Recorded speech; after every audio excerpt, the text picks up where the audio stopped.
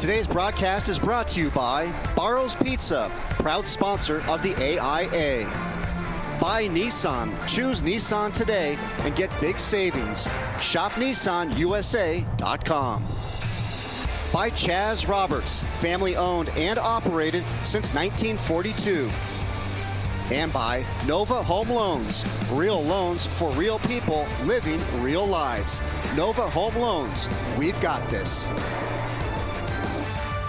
Welcome to Sun Devil Stadium at Arizona State University for the AIA 6A Football State Championship game presented by Barrow's Pizza on Bally Sports, Arizona.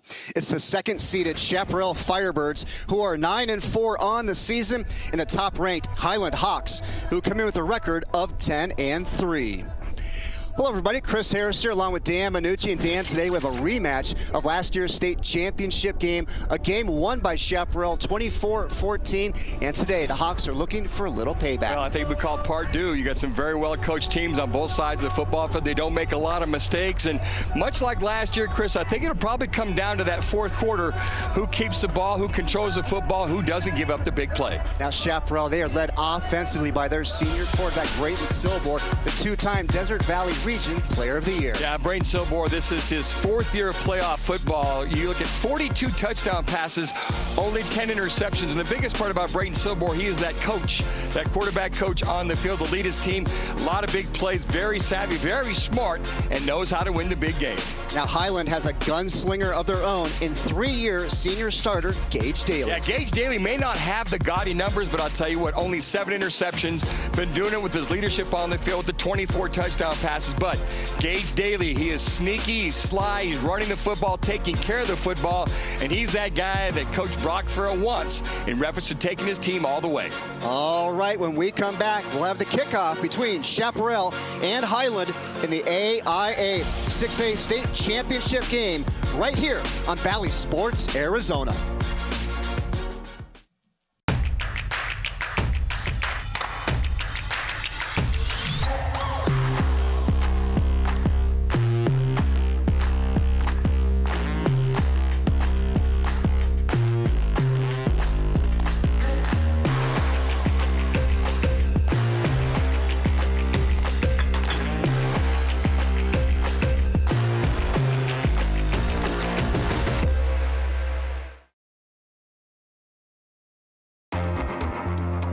Not all heroes keep up with the news or the latest trends. Not all heroes even keep up with the little ones. But all heroes keep up with their everyday health needs. Even during COVID-19, it's as crucial as ever to get checkups, see specialists, and more so that our whole community stays healthier. That's how to keep up like a hero.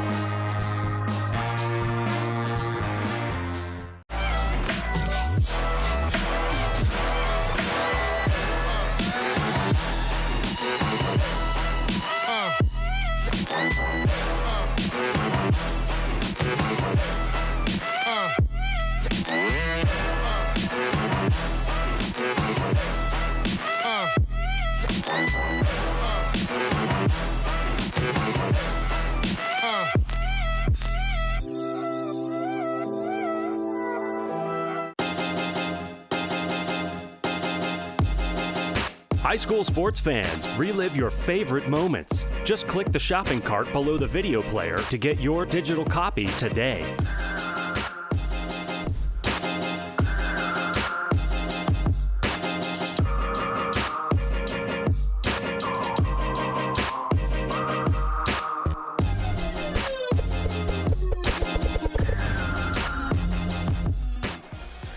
And welcome back, everybody. Sun Devil Stadium for state championship Saturday. The 6A ranks Chaparral taking on Highland. And before we get started, we'll send it down to the third member of our team, Sandy Charles. Thanks, Chris. This Chaparral offense has multiple weapons on it, one of them being a senior wide receiver, Grady Hickey. He's big, he's athletic, and he gets the job done. I spoke with Chaparral's head coach, Brent Barnes, and he told me about his offense. They like to spread the ball around. Of course, Grady Hickey is their guy. However, in his offense, again, you never know who's going to get the ball. It's going to be a tall task for Highland secondary tonight. However, Highland's defense has only allowed 21 points in the last 3 games. I spoke with Highland's defensive backs coach, D'Angelo Dunbar, and he told me his group has all the tools. He just needs to tell them how to use the tools today. And if they have to go back into the toolbox at halftime, pull out different tools and make adjustments, well, that's what they're going to do to be successful and get the win today. Chris, we'll send it back up to you. Thank you so much, Sandy. And that Highland defense has given up just 2 touchdowns here in the postseason. So now take a look at the keys to today's game, Dan. Well, Chris, you look at it's got to be a very patient offense because, as Sandy mentioned, this tough defense. You're going to have to match Highland's physicality. A very physical team. They pride themselves on that. Those are going to be huge keys for Chaparral to sustain that the entire game. And then for the Highland Hawks, what do you see from Brock Farrell's team? Well, you're going to have to win the line of scrimmage. And then that's one of the things he's always talked about, win the line of scrimmage. And then you got to pressure the quarterback. Got to pressure Brayton Silborg. Got to get in his face. Got to try to bloody his nose, as we like to say. Get him off platform and try to make those plays down the road with pressure on him. An absolutely gorgeous afternoon here. Frank Cushfield, Sun Devil Stadium, 61 degrees here at kickoff. The wind coming out of the east and northeast at 7 miles per hour. Here we go. Chaparral to kick it off. And for the Firebirds, that's Asa Hamid. The Hawks to return. Chaparral, white jerseys, black pants. Highland, teal tops, white pants. And we are underway.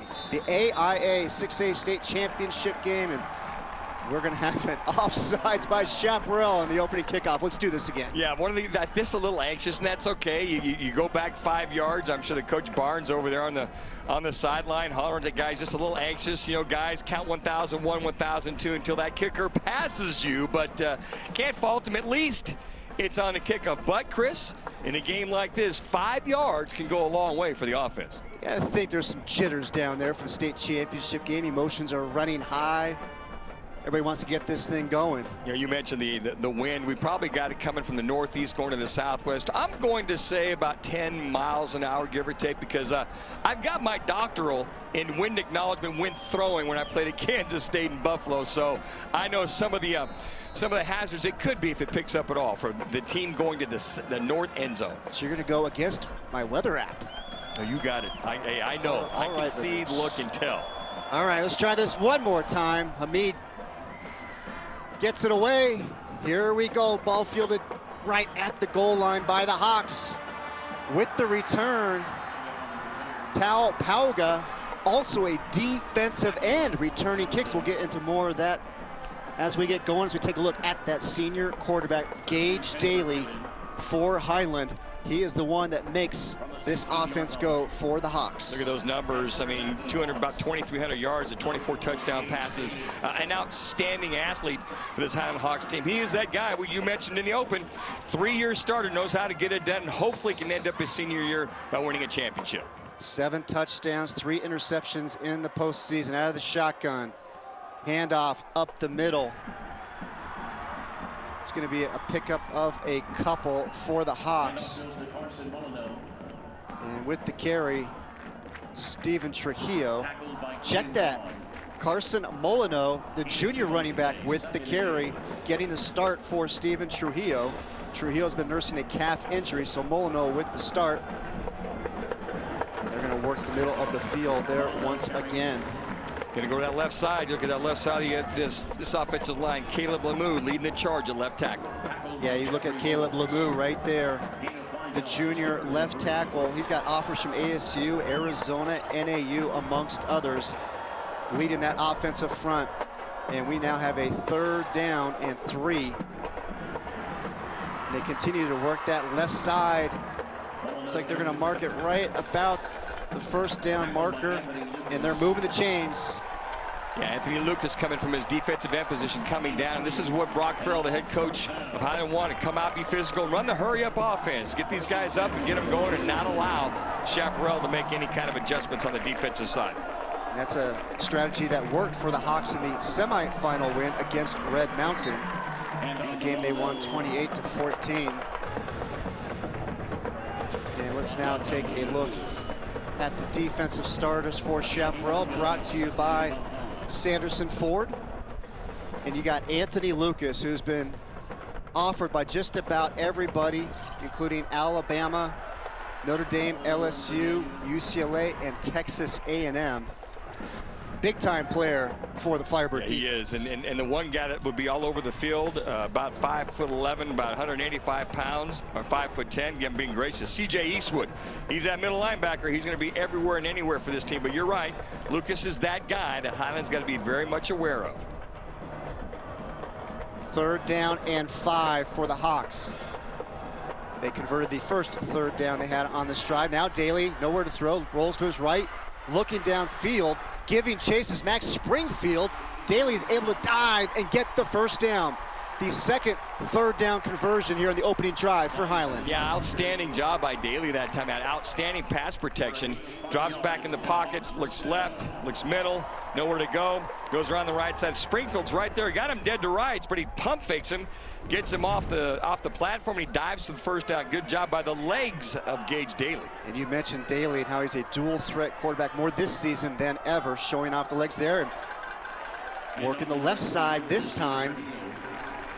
So Highland working that ground game here early on.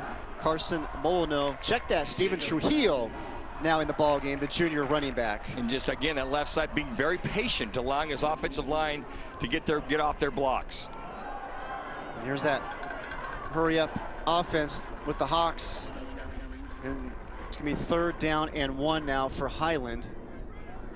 With the carry for the Hawks is Carson Molino. He had a huge game against Red Mountain in the semifinals. 25 carries, 165 yards, 2 touchdowns, all season highs last week. 3rd down and 1. Highland with the ball at their own 46, opening possession of the game. And how about this formation here for Highland? 3 backs along with Daly. Right side. Is it enough for a 1st down? It's going to depend on the spot. Looks like he's going to be just short. But how about that Chaparral defense, not fazed by that offensive set by Highland? Not whatsoever. Keenan Bond comes from the outside linebacker, comes down and shoots the gap, makes the tackle, going to be just shy. So here's one of those big decisions for Brock Farrell. Do you go for it? Maybe try the hard count, see what happens, but this is one of those things, if you don't make it, you're going to give Chaparral the short field. 4th and 1 for Highland at their own 46. Right side, not going to get there. Big stop by that Firebirds defense. Huge, huge play for Chaparral. Steven Trujillo, the ball carrier. Landry Harkless in amongst others for the tackle for Chaparral. Outstanding play that time. Look at defensive end, Gavin Gwiniger, 6'4", 250. He's right there. They tried to do a little bit of a cross series, come around. Molino does, and Gwiniger gets up the field and brings him down just shy. And one of those risky calls. We somewhat marked the tape right there to see what Chaparral can do with this outstanding field position, getting the ball on Highland's 47-yard line. And that will now turn the ball over to this Chaparral offense led by Brayton Silbor. Incredible numbers this season. Silbor led all of 6A in passing yards and touchdowns this season. Got a funny feeling, Chris, you're going to see a lot of plays close to the vest initially in this 1st quarter and maybe the 1st half. And much like the semis last week that we watched, you might see things open up a little bit. But I think with Coach Barnes, him calling the plays for Chaparral, just kind of feeling out this big, tough front 7 that you have in Highland. Pickup of 4, 2nd down and 6 for the Firebirds. Excellent field position after their defense got the big stop on 4 downs. Right side pass is complete. 1st down, Firebirds. And let's take a look at Chaparral's starting lineup presented by Sanderson Ford. And you look at Grady Hickey, the wide receiver that Sandy Charles mentioned off the top of the broadcast. He can do a little bit of everything. Led all of 6A in catches this season, as well as receiving yards. He's a big-time threat for this Firebird offense, who have it 1st down and 10 from the Highland 32. Silbor out of shotgun. Handoff right side Jamari Ashby-Fan. There is absolutely nothing there against that Highland defense. And let's look at those starters presented by Taco Bell. The Hawks, they can fly to the ball. Very physical group led by the defensive end, Tau Pauga. Leads the team in sacks this season. Also tied for 5th in that category in all of 6A. 15 tackles for loss this year. Extremely athletic. No pickup on the play. 2nd down and 10. About midway through the opening quarter. 6A state championship game. Chaparral and Highland. Silbor drops it off. Ashby-Fan is going to get brought down at about the 25. Mark him at the 20. Looked like there's a little miscommunication there on the snap. Well, it looked like the snap was early. Everybody came out, and the little slip screen off to the left side. And I think that they had somebody looking to get behind him on either a hook route or some kind of a dig route. But again, here you go. You got a 3rd down and 4 as far as that's concerned. Out there to the outside, comes up. And again, Highland, that staunch defense, they're a bend but not break type of defense. They're not going to give up a lot of yards. This is another big call here early in this football game. 3rd down and 4. Firebirds out to Hickey, low throw. Hickey's got to go to the ground to grab it, and he's going to be stopped at the 25-yard line. And that's going to bring up a 4th down and about 3. So it'd be about a 42-yard field goal kick if Brent Barnes decides to go for it. And you look at Asa Hamid, his range is about 50. And Barnes is going to go for it. 4th down and 3. Maybe go with a little bit of hard count. See what you get here. Call timeout. That's exactly what they're going to do here. Go with the hard count. And if you get him to get the right defensive end to jump, slightly figures, and goes back. Timeout in the field. We'll take it as well. 5:05 remain opening quarter. 6A state championship game. Highland and Chaparral. We'll be right back. It's all gone, son. Oh no, Sam's. This one. Again. Let go of your umbrella, 'cause darling, I'm just trying to What's all this? You can't have a bookstore without books. in a rainbow hanging over your Thank you all so much. Hi, I'm Lizzie from the Food Nanny. I recently got a My Style checking account. It's the perfect blend of rewards and convenient benefits. I love that sound. There are many reasons to love My Style checking. Rewards, account alerts, loan discounts, and my favorite, card manager. And now there are 100 more reasons. Open a My Style checking account and get a $100 bonus. Bob, you sure bears know how to play softball? Bruce, these bears know how to do a lot of things. I can barely handle the suspense. Just watch the game.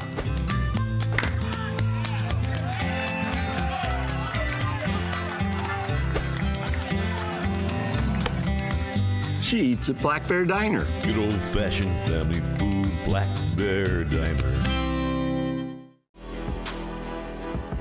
Today's broadcast is sponsored by E-Team Sponsor, the official fundraising platform of the AIA. 4th down and 3, Chaparral from the Highland 25. We saw Brock Farrell, Highland's offense, go for it on 4th down on their opening possession. Now it's Chaparral head coach Brent Barnes' turn to make a decision here on 4th down. Yeah, and I've always been under the rule of thumb is early in a game, if you've got a for sure field goal, is you get the points. All of a sudden you get up 3. You basically, Brock Farrell, they got stuffed on their own side of the football field. So you got to take advantage. And I've always felt if that happens, take advantage of it, get the points, because you got a 4th down and 3. This isn't a 4th down and a half yard and 1. This is one of those things where this Highland defense has been very, very good this year when you watch them. And we look at them the last 4 games of the season, they're only giving up 10 points per game. So they're very staunch. They're very good in the red zone. So if they do run this play, I think you got to get Brayton Silbor on the perimeter. Allow him to either throw it or run it to use his legs, because Brayton Silbor can run. He's very adept at running. He's very good. He's got good speed. So those are some of the things I believe Brent Barnes will go with, unless unless they get some kind of pass or they can open up to that right side and run the ball. You look at that Chaparral offense, averaging 36.5 points per game. And you mentioned Highland giving up just 15 points per game. But Brent Barnes, he's known for running some prolific offenses. So trying to match wits with Highland and their defensive coordinator, Jason Lyons. Yeah, I think.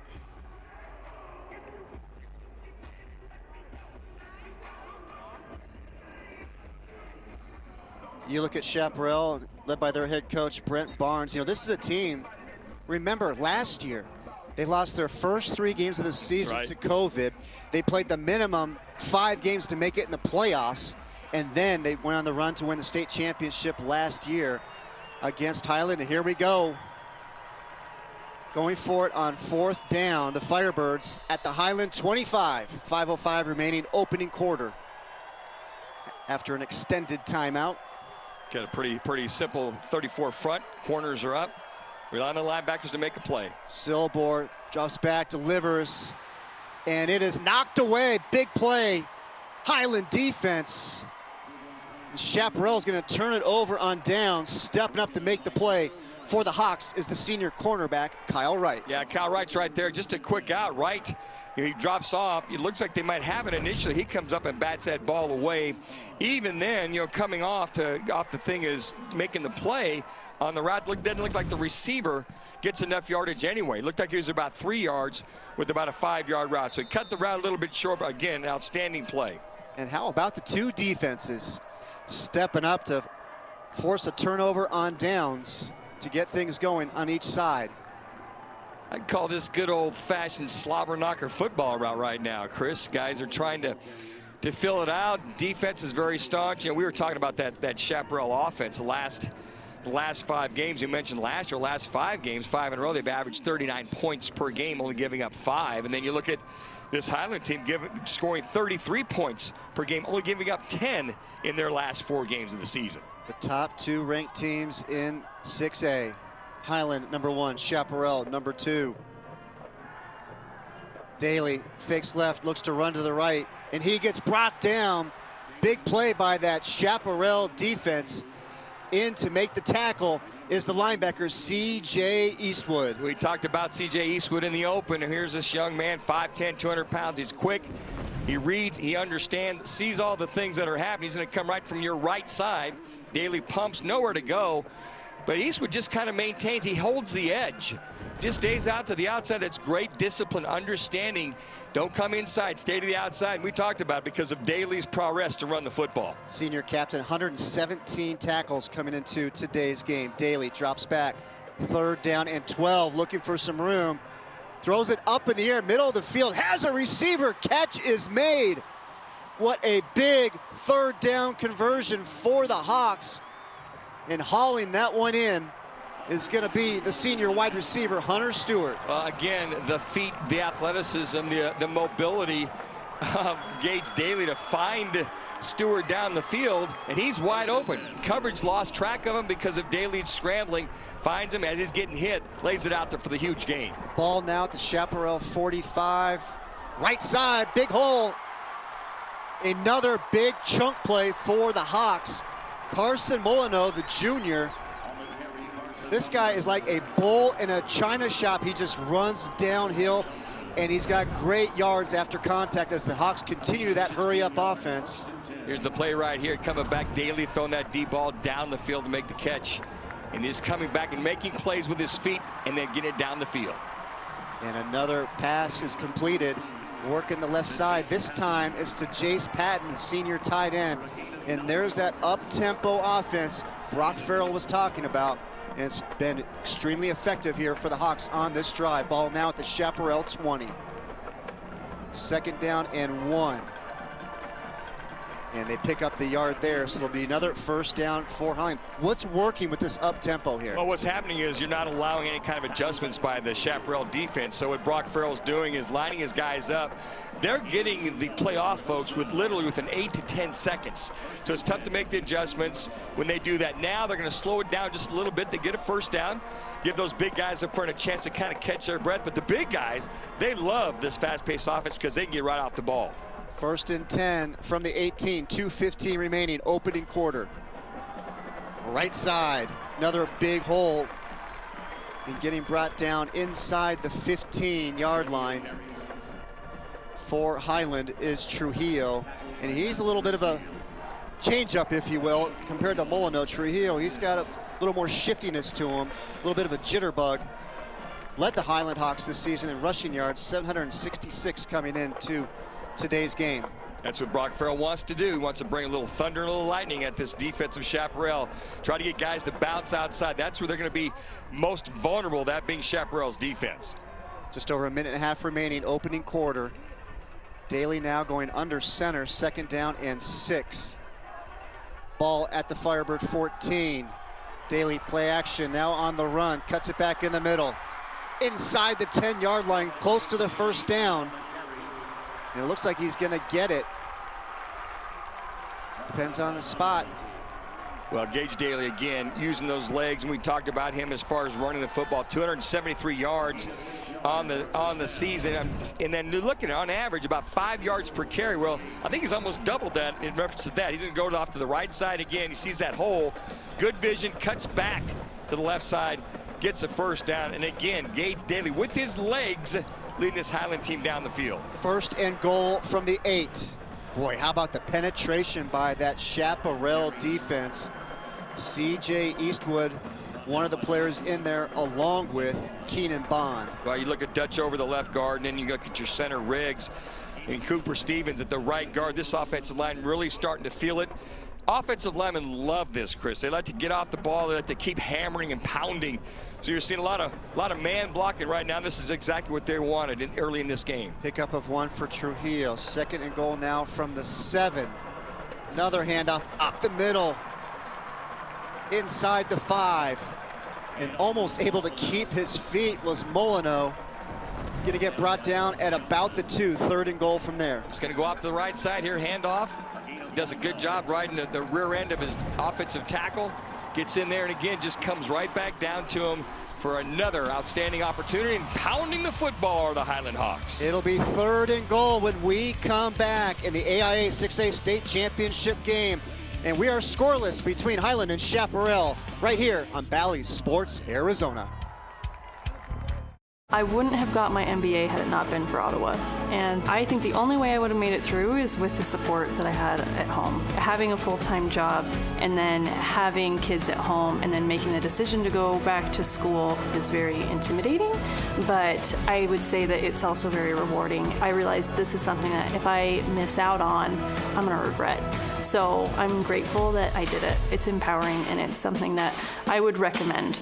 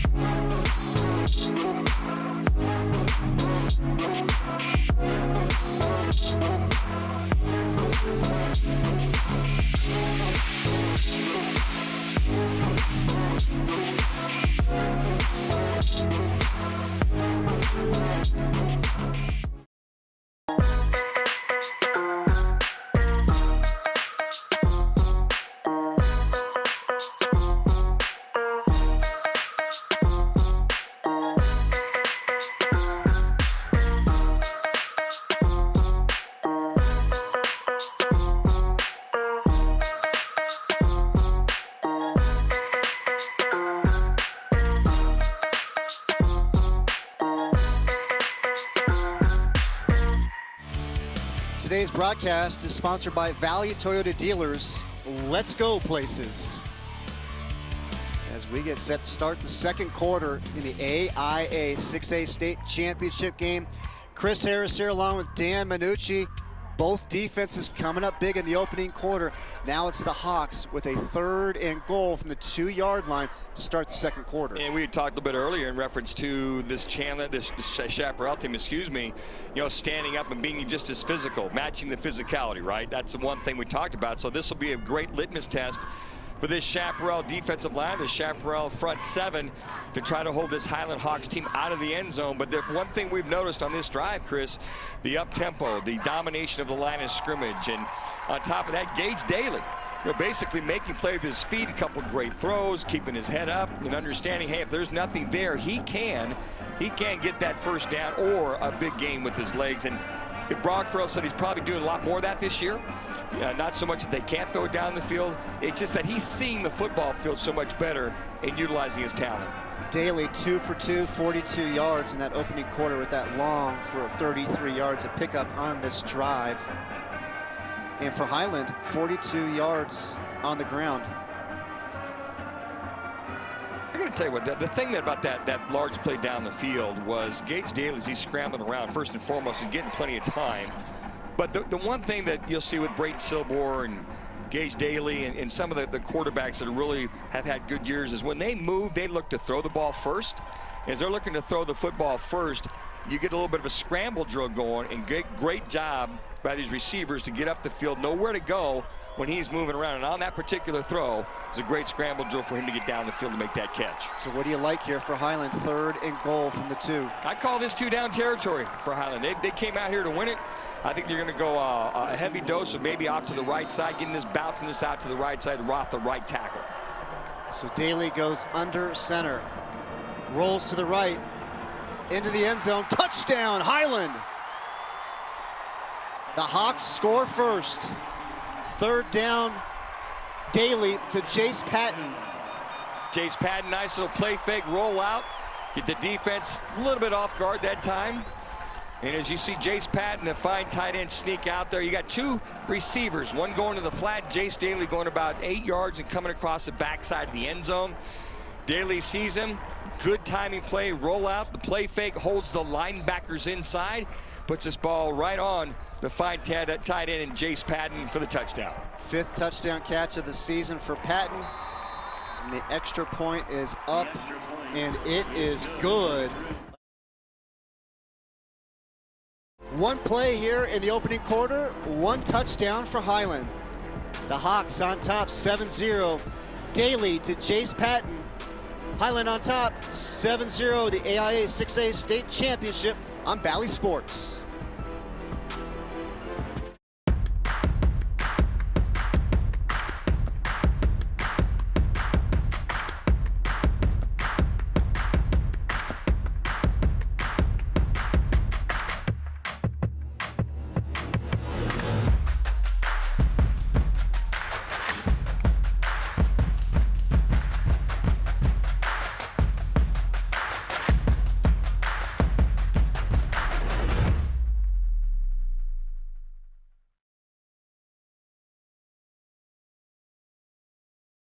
Raising Cane's is celebrating 25 years. That means 25 years of serving over 2.5 billion cooked-to-order chicken finger meals. And 25 years of saying drive-through rhymes. Lots and lots of times. Oh, and 25 years of the same mascot. Okay, different mascots with the same name. And 25 years of serving our communities. Thanks for making us your chicken fix since way back in '96. Raising Cane's, 25 years, one love. I get tired of the stigma that a construction career is a last resort. If the physical field part of construction doesn't entice you, there are plenty other career paths to get involved in, from fabrication to design. These are people that never thought they would be in the construction industry. Don't pass up on this thinking it's just construction. I'm Aaron Thompson, partner at Corbin's Electric and president of Knox Innovations, and this is my career.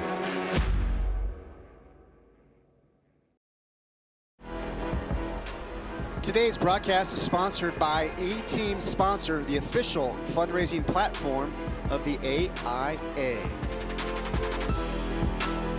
Early 2nd quarter, AIA 6A State Championship game. The top-ranked Highland Hawks lead the 2nd-seeded Chaparral Firebirds 7-0. Take a look at that touchdown for the Hawks. Oh, Chris, what you see is you see number 8 get caught up inside, that being Jacob Franz, and he's looking to get outside to cover Jace Patton on the touchdown. That shot right there, you see he gets caught up with the play action. That's exactly what a great running game will do.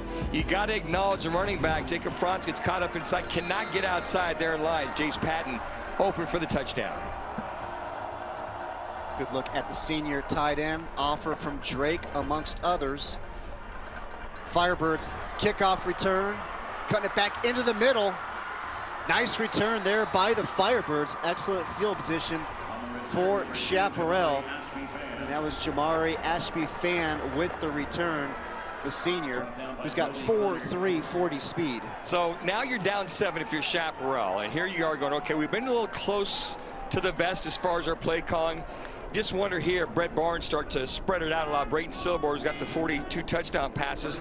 Let's start driving the ball down the field. Let's go out and be who we are. Let's not dictate or play into the hands of this Highland defense.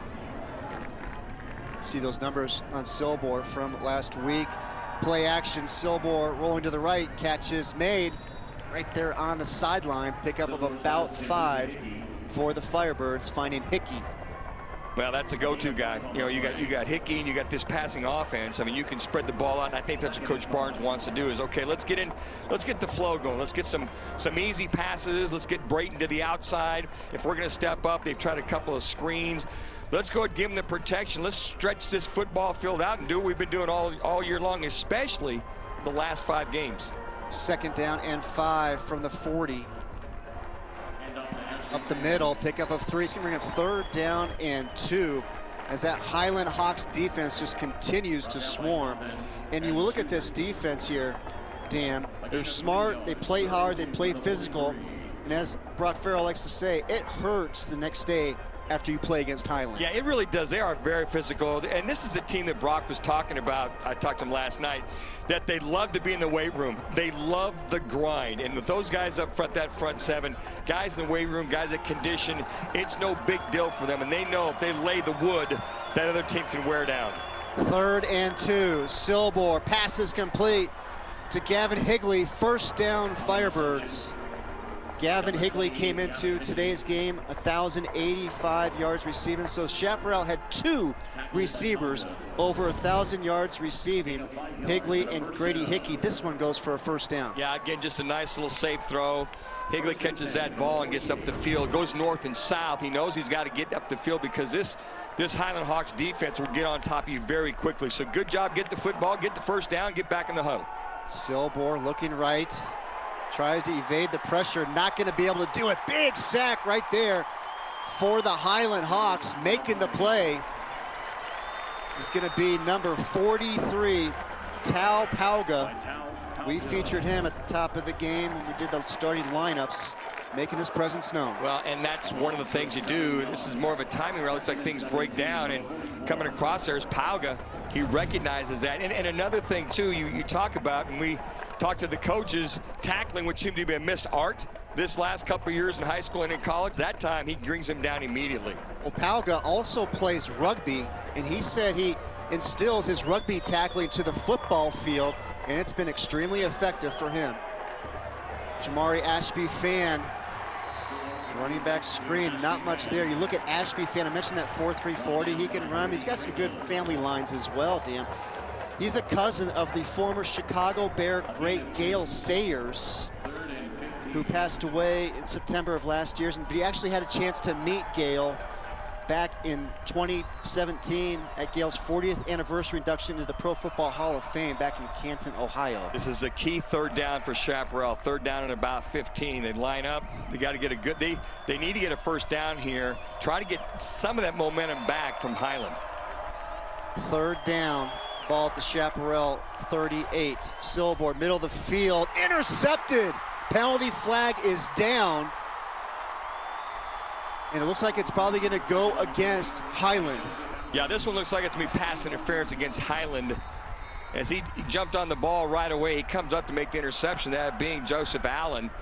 He might have got there a little early, got a hand on the back of the tight end coming across on the dig route. This ball sailed just a little bit high. And that's the only thing I can think of is that we're looking at the officials. He got the ball, they got the flag right at the spot he came across, probably got there a little early. This ball sails on Silber just a little bit as he's coming across. Holding on the defense, number 13, 10 yards previous spot. And our officials here for the 6A state championship game as we take another look at the penalty. Left to right here coming across. This ball's just a little high, but right there he's got his hand. As he got his hands on the coverage that time, looked like the guy's been doing a good job. Looked like Pauga might have had that hand as he's coming across. And our referee, Robert Shreves, umpire David Himes, head linesman Drew McDonald, line judge James Moore, back judge Keenan Keyser, the side judge Jason Evans, and our field judge Barrett Furman Jr. Good eyes by that official. Saw that hand get on that tight end coming across the middle just enough to prevent him from going up and getting that football. And we've got another penalty flag thrown. The nose guard jumping just a little bit early, that being Gavin Turley. Went with the hard count. So now Brayton Silver just starting to feel it a little bit, saying, hey, look, we got an opportunity to get a quick 5 yards. That's exactly what they did. And that's the 5 yards. And that's what they needed, because it's 3rd down and 5. It was not an automatic first down. So a big break there for the Firebirds, as that will move the chains, and Chaparral now with the ball at the Highland 42. That's the experience of Brayton Silver, playing a playoff game as a freshman. But he goes with the hard count. Turley right there, the big fella. He's anxious. He wants to make a play, but got to watch the ball. You're right there in front of it. Watch that football, Turley. So 1st down and 10, just under 9 minutes remaining here in the first half. And now we're going to have a false start against Chaparral. So it's 5 yards forward, 5 yards back.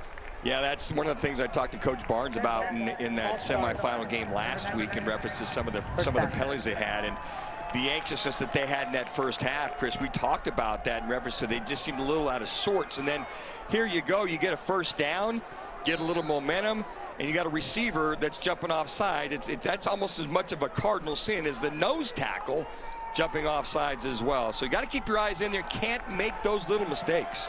So now it's going to be 1st down and 15 for the Firebirds. Play action, drops it off. Lucas Garvey, the tight end, picking up some blocks, and a penalty flag is thrown amidst those blocks. Yeah, that time just a nice little short sprint out. Silver gives it to Garvey right away. Interested to see if this is going to go against Chaparral. This could be defensive holding. The receiver probably, I'm just speculating, going up the field. Again with the corner. The corner turned, and that's exactly what it's going to be, holding on the outside by the receiver. Anytime you see that kind of a wide field from a tight end coming off the ball and there's nobody there, usually somebody's got a hand on him. You see right to your right side here, to your left side.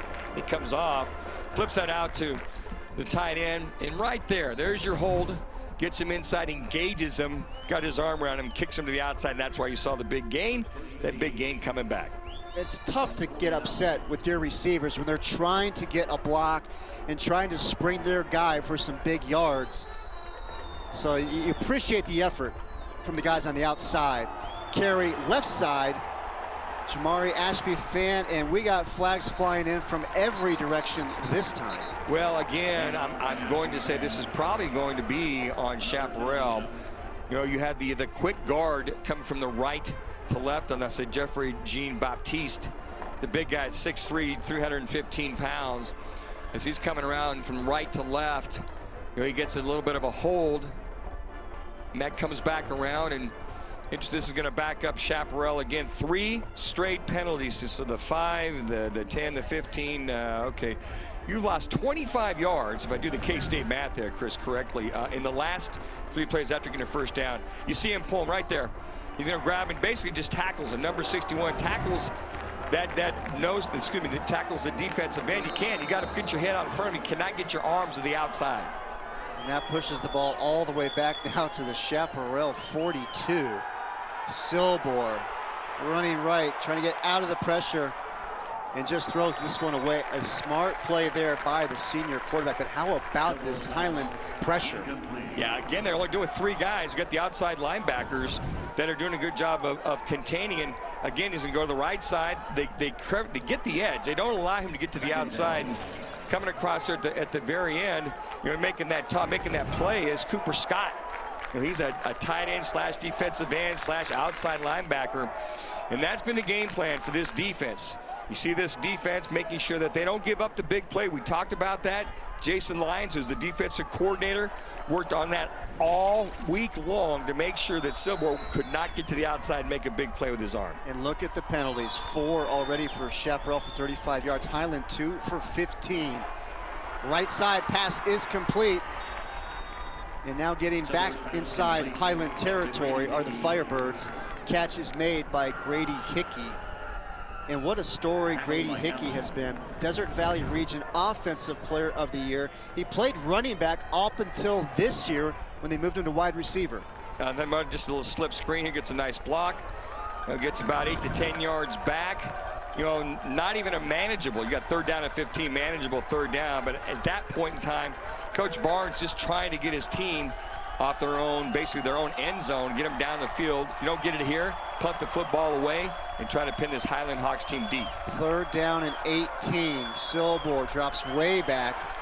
Nobody is open, so he's just going to throw it away. But how about this Hawks defense coming up big? Yeah, they are. Great coverage. You rush 3, you drop 8.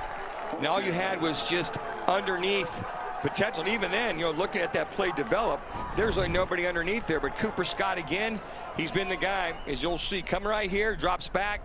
A lot of crossing routes, very horizontal passing games. You got the defensive comes up, and Scott also comes up just to harass Brayton Silbor and throw this football away.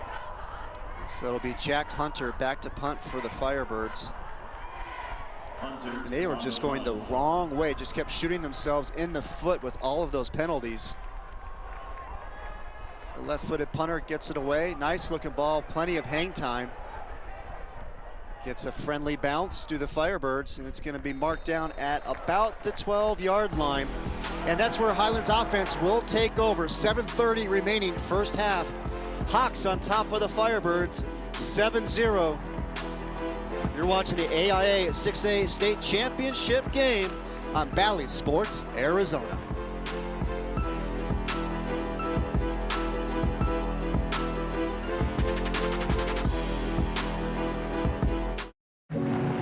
My starlight, my moonlight, shine, shine on through the heartache and the tough break.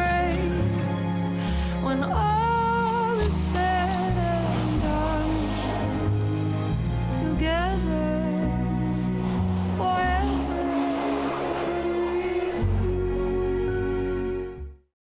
The NFHS Learning Center is the leader in online education for the interscholastic community. At nfhslearn.com, you can find over 70 courses, including more than 30 free courses, such as concussion in sports, heat illness prevention, sudden cardiac arrest, and protecting students from abuse. To learn more, visit the NFHS Learning Center.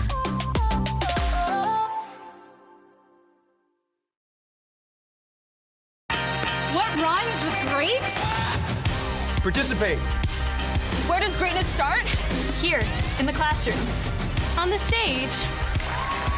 In the pool. On the field. Where will your greatness take you? To better grades. To more friends. Yeah! Be great. Participate!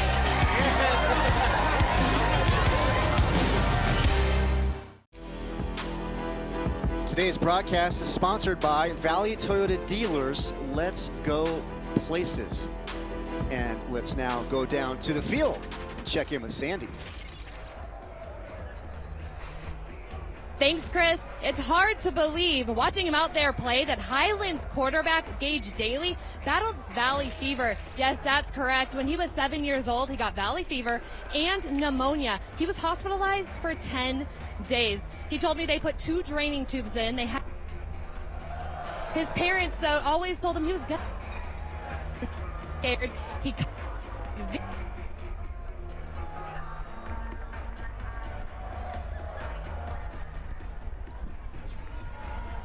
Thanks, Sandy. Thanks, Sandy. Yeah, we lost her mic there. But yeah, to finish up that story about Gage Daly that Sandy was giving us, you know, battling valley fever, and you know, he was struggling there as a kid, but battled through it, and you know, now doing so well on the football field. Just a great story of perseverance. Yeah, great story. I was going to say perseverance and enduring what he did, and to make it through that and understand, hey, look, you know, there's a lot of blessings each and every day, but you got to take it for what it is, and he came out of it very good. Right side, now kicking it back to the inside. Nice run here for Highland. Big pickup for the Hawks. And with the carry is Carson Molyneux.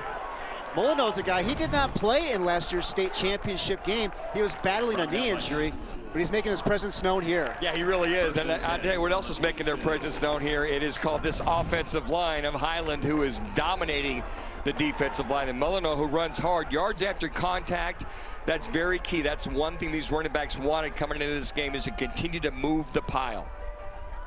1st and 10. Daly, all sorts of space on that right side, and the pass is complete. And hauling that one in is Kai Hanohano, the senior wide receiver. You know, it's interesting. We saw a couple of drops in that state game last year, and the one thing I'm watching these receivers in warm-ups and here, they're making absolutely sure that they eye that football all the way into their pads, into their armpit to catch the ball. Pickup of 9 for Hanohano. Now the Hawks pick up the 1st down with the carry on the right side. And the Hawks continue to move the chains. What have you seen from them these last couple of possessions that's really gotten them in such a good rhythm? Well, I think it's just getting off the line of scrimmage. And I think that the play calling by Brock Farrell himself as the head coach / OC, he's seeing his offensive line no weaknesses whatsoever. They're just coming off the ball and they're just kind of, taking charge. And when you can run the ball, as we saw on the touchdown pass, that starts to open the play action pass, and then starts to open up plays down the field. 6.5 minutes remaining, first half. 1st and 10, Highland. Daly gets pressure and gets brought to the ground. Big sack for the Firebirds. Just what the Chaparral defense needed. Yeah, just a nice stunt to the outside. If only Coach Zubiga, the defensive coordinator for Chaparral, said, hey, look, we've got to do some things to start to disrupt. So basically from your left side, they're coming in late. And coming in with the shot, basically the left tackle doesn't see him come around. There lies the sack. Looked like it was Keenan Bond, the junior. Athletic, fast linebacker for the Firebirds making the play. 2nd down and 15. Right side, there's room to run down the sidelines and then finally getting pushed out of bounds near midfield. But a penalty flag is down at about the 35-yard line. Yeah, they're going to call this one on the tight end, that being Jace Patton, as he hooks the defensive end on that side, and he knew it. That's why, again, Chris, when you see that kind of pasture wide open over there, just off here to your left side, right there. There's Patton right there, gets a whole lot of jersey right there on number 44, that being Landry Harkless, and takes him down the ground. I think we've seen a couple of WWE wrestling moves of the match so far in this ball game this afternoon. But again, officials right on top of it, the correct call. And that was Trujillo. Boy, you could see his wheels as he really got moving down the sidelines for Highland. So Chris, penalties the culprit on these last 2 drives by each team. And it's now 2nd down and 23. Daly's going to drop it off to his running back. And getting knocked out of bounds for Highland, that is Trujillo. And Trujillo, he was a 2nd team Premier Region performer this season. Mentioned leading rusher on the year for the Hawks. And this guy only had 15 carries and 83 yards last year, and there's a reason why. Yeah, exactly. He was playing behind Captain All-America Max Davis. Yeah, that's right. Hey, good play here by Landry Harkless. He recognizes the slip screen, does a good job, comes out there and doesn't prevent him, Trujillo that is, from getting up the field for a bigger gain. 3rd and 17. Daly, nowhere to go, still on his feet. Finally gets rid of it. What a play by Daly. It's going to bring up 4th down, but a terrific play by Gage Daly to keep the play alive.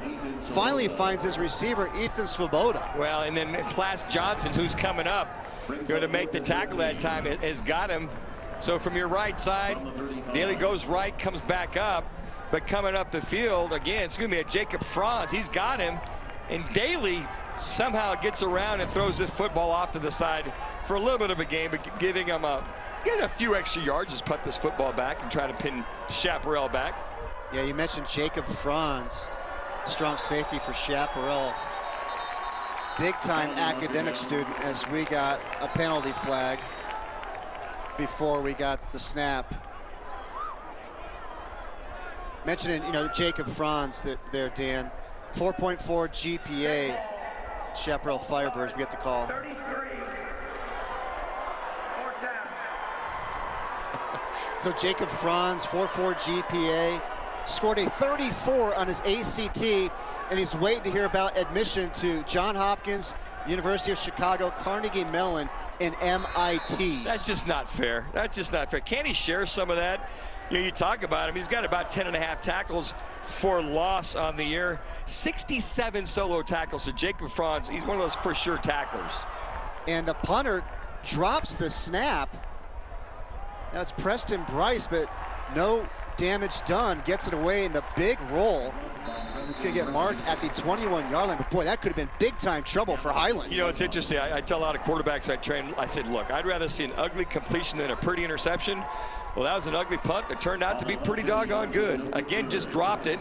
Good job by the punt team to block this Chaparral team from coming in there. Gets the football off, gets about another 5 or 6 rolls, and another extra 5 yards. So again, here comes Chaparral after a very, very unfortuitous drive on that last drive to see if they can get their offense uncranked. And what do they need to do to get this offense going? I think protect the Silverboard, take some safe, easy passes.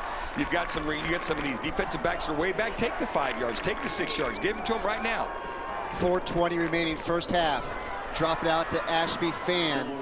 It's going to be a pickup of about 6 for the senior. There you go, right there. A little bit of West Coast offense. Get it to you. Whether you're throwing the football down the field, getting 5 or 6 yards. Right now, Silverboard looks up the field, gets it to Fan.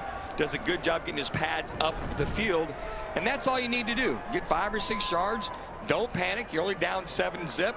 As we're coming down to the end of this first half, go down, get yourself, whether it be in field goal range or try to get a score here before the end of the first half. Mark the ball at the 25, 2nd down and 5. Right side, 1st down, Firebirds. Nice, easy completion here for Chaparral. This time it's completed to Grady Hickey, the senior. And Hickey this season, Dan, he came into today 6 games we had at least 100 yards receiving and 2 games with 100 or more yards rushing. Yeah, he is an all-around outstanding athlete. Catches the ball, runs the football. As we mentioned earlier, he was a former running back, moved out to a receiver. You know, he's kind of one of those Christian McCaffrey, kind of guys, maybe a mini-me of that, but he's just very adept and can break the big play and take it to the house with his speed. 1st and 10. Left side falls incomplete. The intended receiver was Cody Judge. But going back to Hickey, you mentioned the Christian McCaffrey reference. Well, they nicknamed him GMC, Grady McCaffrey. Well, and again, this play right here, you got to catch this football. Yeah, Cody Judge, this ball's right there. Talked about make the catch, get your 5 or 6 yards.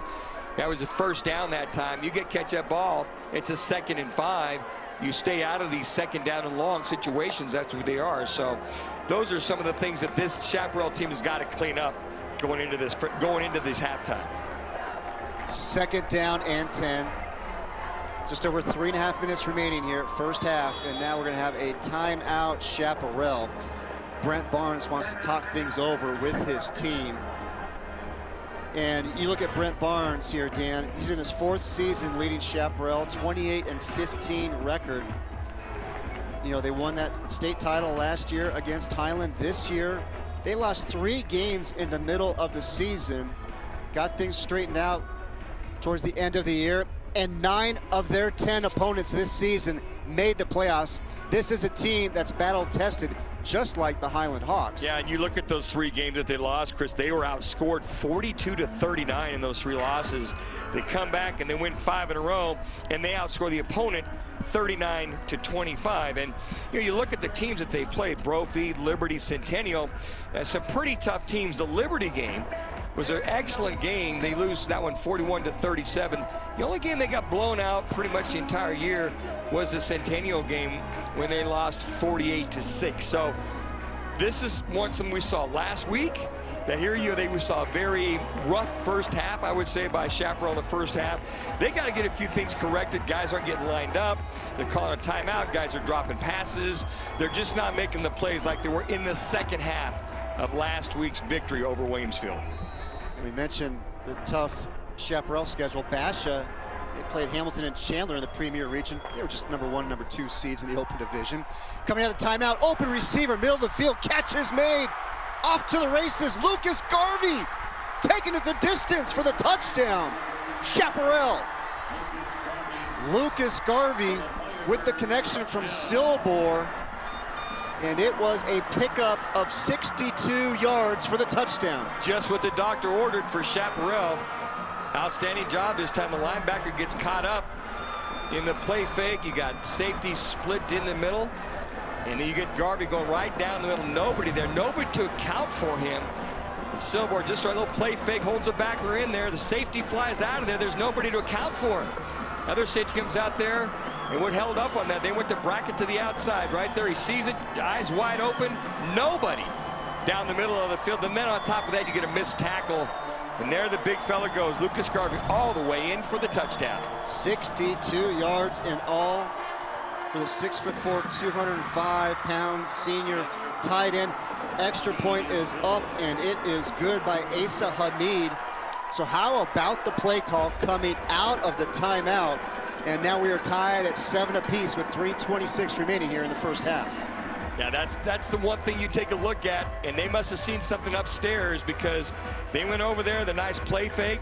They run Garvey right down the middle of the field. The outside receivers, you had the slot guy, you had an outside wide guy in the slot. They run off to the right side. The safety goes off to the outside. Garvey goes right down the field. On top of that, splits the seam. So that's something they had seen earlier on the last couple of drives. Take a look at the road to the finals for Chaparral opening round. They beat Perry 33-7, and congratulations on Preston Jones. Just announced he's retiring from coaching. That announcement coming yesterday in the quarterfinals. Firebirds got the best of Pinnacle. And then in the semifinals, a game that we had, Dan, Williams Field came down to the end of the game.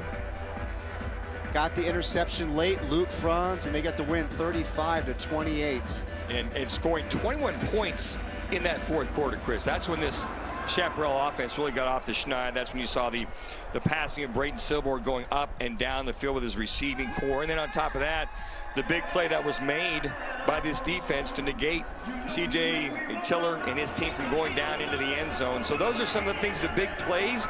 Now you got to feel pretty good if you're Chaparral that you got, hey, you can breathe now, right? Go ahead, breathe, and getting yourself ready for the second half. And a little pooch kick there from Hamid. Fielded at about the 25-yard line, run it across the field. The Hawks, nice return out near midfield, so Highland's offense will have excellent field position here with 3:17 remaining in the half. Well, you did the offense of Highland a favor when you kicked that short pooch kick, and a great job on the return to catch that football, come way back to the right side. Does a good job as he comes around the right. You can see that blocking right there. Good job blocking, cuts back in for a couple extra yards. And again, kickoff coverage, you got to be disciplined to stay in your lanes and prevent any kind of return like that. Ezekiel Nautu with the return for the Hawks. And now with the carry for Highland, getting dropped just short of midfield. It's going to bring up second down. The carry this time by Molyneux. I got to tell you what, the linebackers and defensive ends for Chaparral doing a good job of staying home. C.J. Eastwood, who made that tackle, doing an excellent job of securing the edge and not allowing these running backs of Highland to get to the outside. Pickup of 1. Second down and 9. 2:45 remaining first half. Chaparral and Highland tied at 7. Boy, how about this Firebird defense? They are pumped up, feeding off the energy from the offense, getting that touchdown. And now we've got a penalty flag thrown in late. Well, you got Lucas is there, Jacob Franz is there. This might be on Lucas's flag, a little extracurricular activity in reference to throwing the running back down when the whistle blows. As soon as you hear the whistle blow, you need to basically line up. And that's exactly what's going to be the official call, personal foul. This looks like it'll be on Lucas. That's one of the things you got to be smart, especially when you can get a nice play. Here it is right here. Lucas gets him, he holds him right there. Whistle's been blown, whistle's been blown, whistle's been blowing. It's that last shove there. A little shove there. Yeah, once the whistle blows after a while to push him down, I don't know. You know, that's a tough call right there. I don't like that one. Just a little love shove. Didn't slam anybody, did he? So instead of third down and forever, now it's first down Highland in Chaparral territory, working the right side, incomplete. And now the flag flies in late. It looks like it's going to be pass interference, but a great job by the Hawks receiver to go into the quarterback to initiate the contact. Well, I first and foremost, the side judge right there, that was right there on him. I couldn't believe he didn't call it, and then the back judge, who did see it, because Harkless was all over the receiver, he didn't turn his head back. We saw that several times in both games that we did, the semis we did last week. So this basically, Harkless gets in front of him, and to your point, the receiver does a good job trying to come back to the football and gets him. If that defensive back, linebacker, whomever doesn't turn back and try to make a play on that, they're going to call pass interference every time. So after the meeting amongst the officials, let's see what Robert Shreve's message is. There is no foul for defensive pass interference. However, and that's a great job here by the officials. They gather, they talk about it. 23, low to the but head. they're going to call roughing the passer on Chaparral. So Chaparral got away with a pass interference. But again, you got roughing the passer right there at the very end. As you see to your left, as Gage Daly threw that football. Again, a late hit on the quarterback as he's throwing that football away. So basically, 2 penalties. One got pulled, but the other one, the personal foul, got called. And again, Chaparral with the 6 penalties for 65 yards starting to add up. And they're helping this Highland Hawks offense matriculate down the field. And the Hawks now have the ball at the Chaparral 21, 2:17 remaining first half. Game tied at 7. Handoff and going absolutely nowhere, coming in to make the stop for Chaparral is the senior captain, C.J. Eastwood.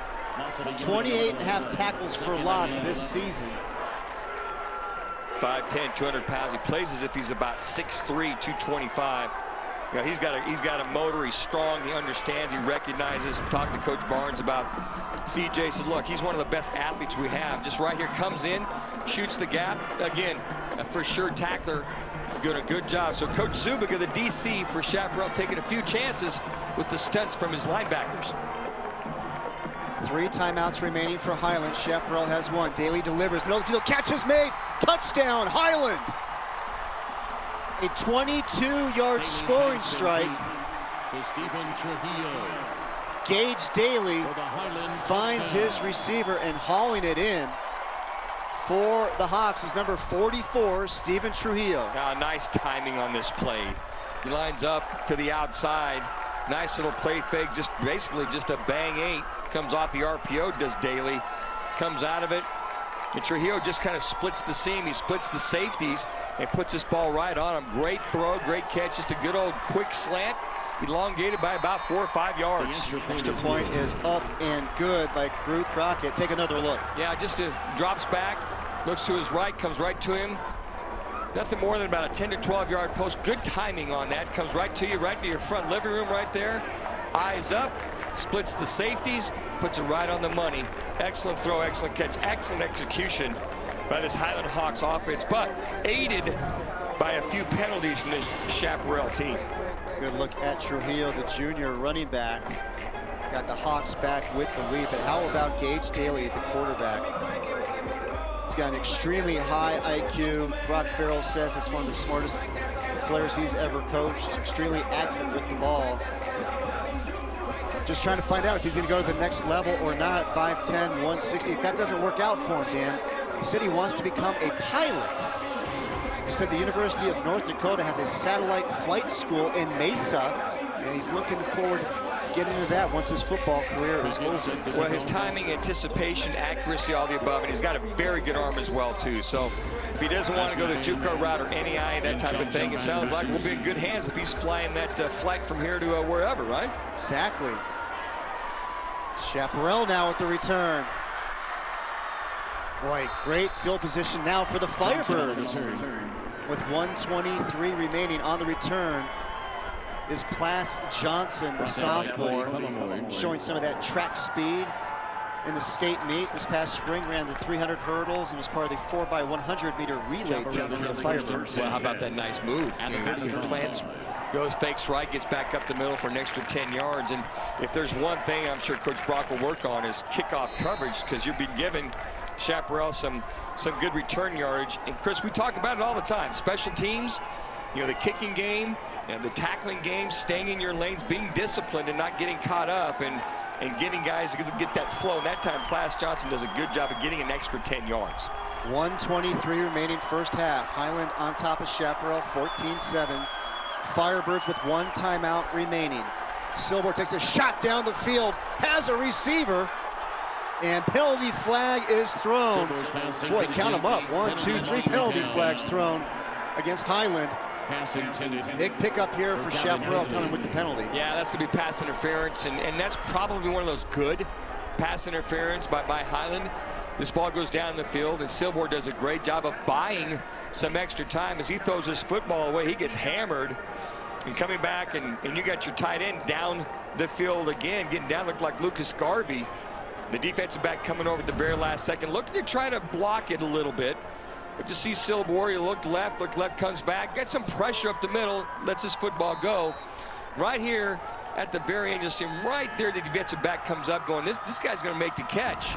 And coming over to get it away eventually was Rudy Van Rooyen. And Van Rooyen right there, that's a smart PI play by him. Gavin Higley, the intended receiver. Silber delivers, then gets hit. First down, Firebirds. Great job there to hang tough. 1:10 remaining first half as they move the chains from the first down.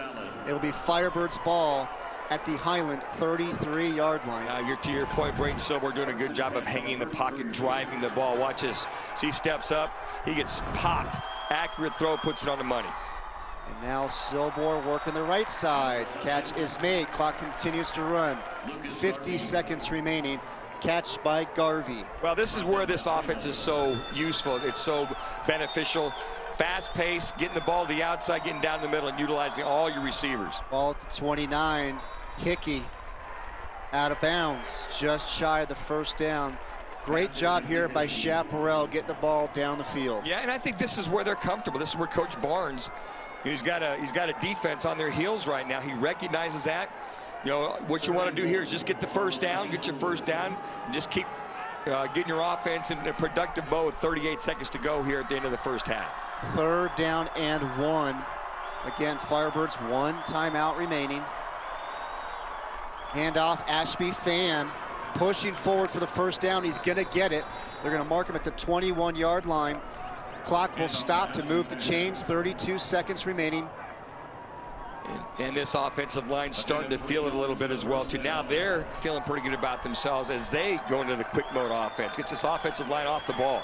Silber delivers. Catch is made at about the 5. Grady Hickey.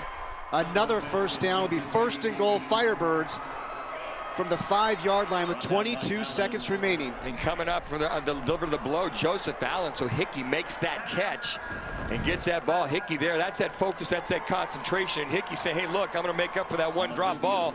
And again, that ball right on the money by Brayton Silber. So now Brayton Silber is feeling pretty good about himself and putting the ball on the money.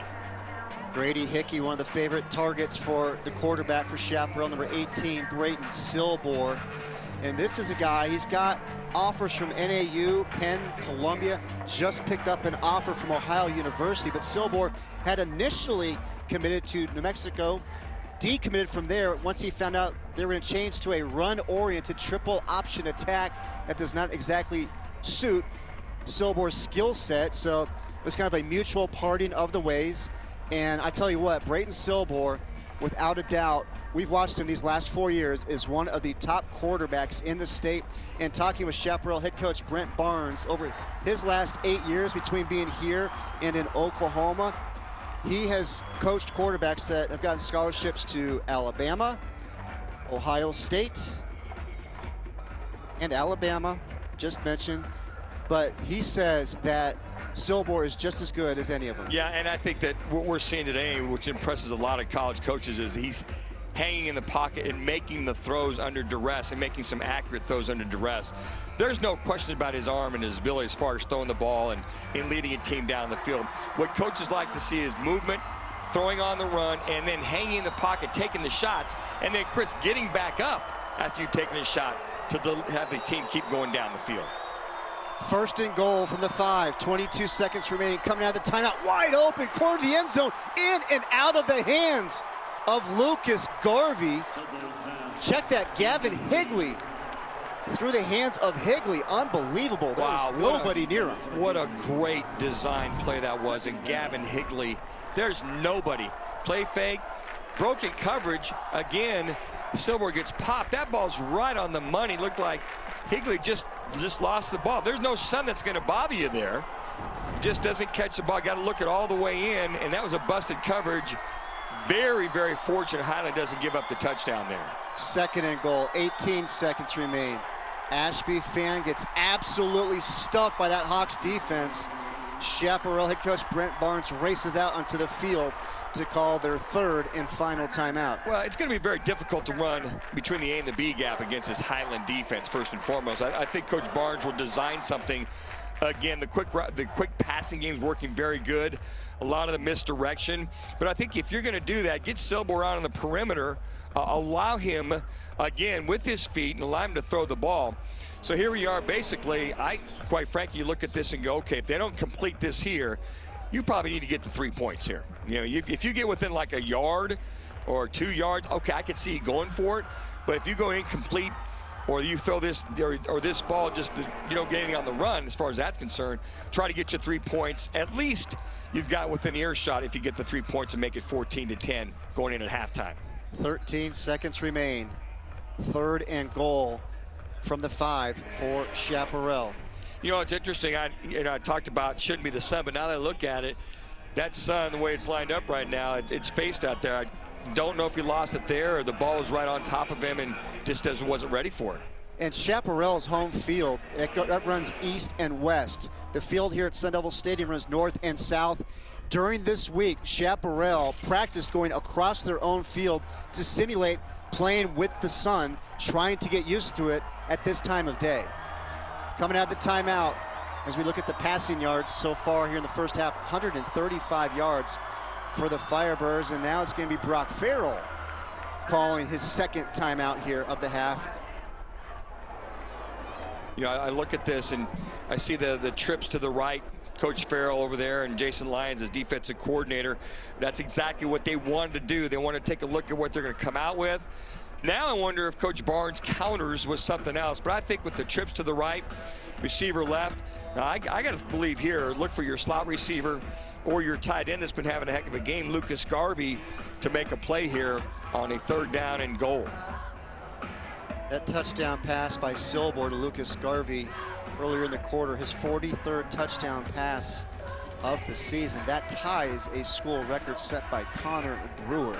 You think about Connor Brewer and you think about Braden Silber. Well, Braden Silber broke all of the Connor Brewer records this last year, and Connor was starting at Chaparral, outstanding quarterback, went on to play a little college ball, and now I understand he's an attorney. So we've got all these educated guys moving on and being fine citizens. So that's the thing that you take a good look at is the passing yards. You take a look at that. Silber, almost, dang near 4,000 yards. Look at that career, 7,693 yards, 72 touchdowns on basically his 3.5 years as a quarterback. Heck, Chris, I couldn't do that versus air. You kidding me? 72? Maybe in the backyard with my sisters playing or something like that. So very adept at throwing the football, breaking all of Connor Brewer's records at Chaparral. Here we go. Coming out of now the Highland timeout. 3rd and goal from the 5. Silber rolling right, delivers the end zone, incomplete. That Hawks defense comes up big, and now it brings up 4th and goal with 9 seconds remaining. The ball at the 5-yard line. Well, he had his receiver open. They broke it out. It looked like it was Garvey that broke it out to the outside. He's rolling to the right side, and as he throws his ball, kind of slung it a little side armish. As he rolls out to his right, he's going to throw this ball the receiver's there. He just leads him way too much, and looked like that time, it was Gavin Higley again on the end as far as trying to catch that ball. So just puts it outside. That's one of those timing routes that you got to trust and put that ball out there and make that kind of a play. Decision time for Brent Barnes. Do you kick it, try to get the 3 points, or do you go for it? For me, personally, I take a look at this. I think you kick it. I mean, you got 5. It's 4th and goal from the 5-yard line. Like I mentioned earlier, this ball is on the 1 or the 2. Maybe you take a shot, but get the 3 points. You know, you had a nice drive. You want to show something for this nice drive. Instead of being down by 7, you'll be down by 4. You know, that's manageable. That's where you want to be in earshot. Very much like last year, which we saw going into halftime with these 2-2 playing. So it'll be Asa Hamid, the senior, on for the field goal attempt. And the ball will be spotted at about the 17-yard line. Well, it was at the 5. They backed it off 5 yards. Did they get a delay of game? Must have got a delay of game. They must have taken a delay of game to give Hamid a better angle. And now Farrell's going to call a timeout, because it did take quite a lot of time for Chaparral to make that decision, and they probably were just letting the play clock run out. Marked off the 5 yards and give Hamid a better angle on this kick. Yeah, a lot of truth to that, because a lot of guys, believe it or not, folks, kickers are uncomfortable when it's too short, but the angle with they're on the left hash, and he's going to kick this football right. And that's why so many teams, whether it's high school, college, or pro, like to have that down the middle of the field if they can. But unfortunately, he probably felt, hey, look, it's too much of an angle. Let's back at 5 yards. I won't quite have the drastic angle to kick this field goal. Right now, the wind probably about 5 miles an hour, so it should not be a factor blowing right to left. What a first half we've had here in the AIA 6A state championship game. Highland with the 14-7 lead. A great turnout here by the Highland faithful for the rematch of last year's state championship game, won by the Firebirds 24-14. Unpredictable, right, Chris? It's up what you look for. You got basically 16 to 18-year-olds playing in this game, get a little hyped up. Saw a very sloppy first half by Chaparral last week against Williamsville. Came out, got their act together, and then you see a Highland team that pretty much has gotten their act together the last 3 or 4 games, holding serve as much as they can. Asa Hamid now with the 27-yard field goal attempt. And it is good from 27 yards. And the Firebirds cut into that Hawks lead. It is now 14-10. 5 seconds remaining here in the first half. So you look back at that opening drive by Chaparral. You did not go for the field goal and you got stopped, right? So you think, well, okay, there's 3 points there. Now instead of 14-10, it's 14-13. So if you come out in the second half, you get another drive, you're forced to kick a field goal, you take the lead. So that's 3 points that I'm sure that Coach Barnes and staff will take a look at. But early in the game, you're feeling, hey, we feel pretty good. But I got to tell you what, I'm a little more conservative early in a game. When you can get points, get your points, breathe, and relax, because you never want to get behind that proverbial 8 ball, which they did going down 7-0. Highland Hawks, this is their second trip ever to the state championship game. The first one came last year, and then you look at Brent Barnes and the Chaparral Firebirds and that program's history. They have won 7 state titles. It's all started with Ron Estabrook, then Charlie Regal. Congratulations to Charlie Regal, just being named the Idaho State head coach yesterday. Good job by Charlie. One of those guys, and he recruits the heck out of Arizona. One of the guys that's gotten a lot of guys over down to U of A when he was there and over to Cal. So congratulations to Coach Regal, who did a phenomenal job over here at Chaparral High School. Won 3 straight state titles, 2009, 10, and 11. Short kick, catch is made. So Highland will be able to snap the ball one more time with the ball at the 35-yard line. You know, you got just a few seconds, you know, handful of seconds here. I think right here, Brock Farrell will just be very content just to take a knee. Going at halftime, you're up 14-10. Kind of recoup, kind of look at the good, the bad, and the ugly. Same with Chaparral, and we're going to have a heck of a second half, Chris. I'm looking forward to it. I will say one thing. Chaparral started to feel it with their passing game on that last drive. So that's something that Coach Farrell and his defensive staff have to be very, very aware of coming out at halftime. It was a scoreless first quarter. 14-10 now as we head into halftime. And let's now go down to the sidelines, check in with Sandy Charles, who's standing by with Highland head coach Brock Farrell. Thanks, Chris. Coach, big defensive stop to end the second quarter. What do you need to do to keep this pressure going? Well, we need to get a little more better pass rush. He had some time in there. I like our physicality in the secondary. They might think twice about catching some of those. Grady Hickey made some big, brave catches over the middle. We'll see if he keeps doing that. And then we need to move the ball and answer on offense no matter what happens. Speaking of offense, what have you been able to see from your quarterback, Gage Daly? Yeah, he's a big gamer. He came to play, so we're gonna I guess finish the dance with who brought you, right? So we're gonna ride him until we see what happens. Lastly, penalties. What do you need to clean up? They're doing a good job of trying to shoot gaps. That's how we got a holding penalty. Other stuff, it's just football. You never know. But if we can do a better job of not getting some holding penalties, I think we'll be fine. Thank you, Coach. Chris, we're going to send it back up to you.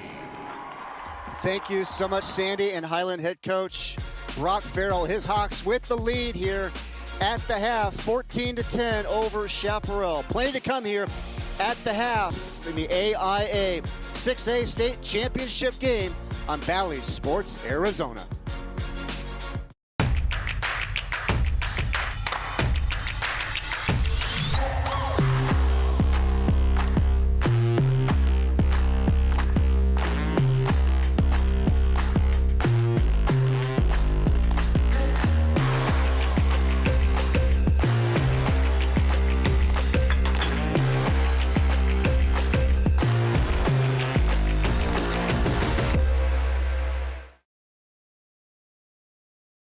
Over the years, you pay your insurance.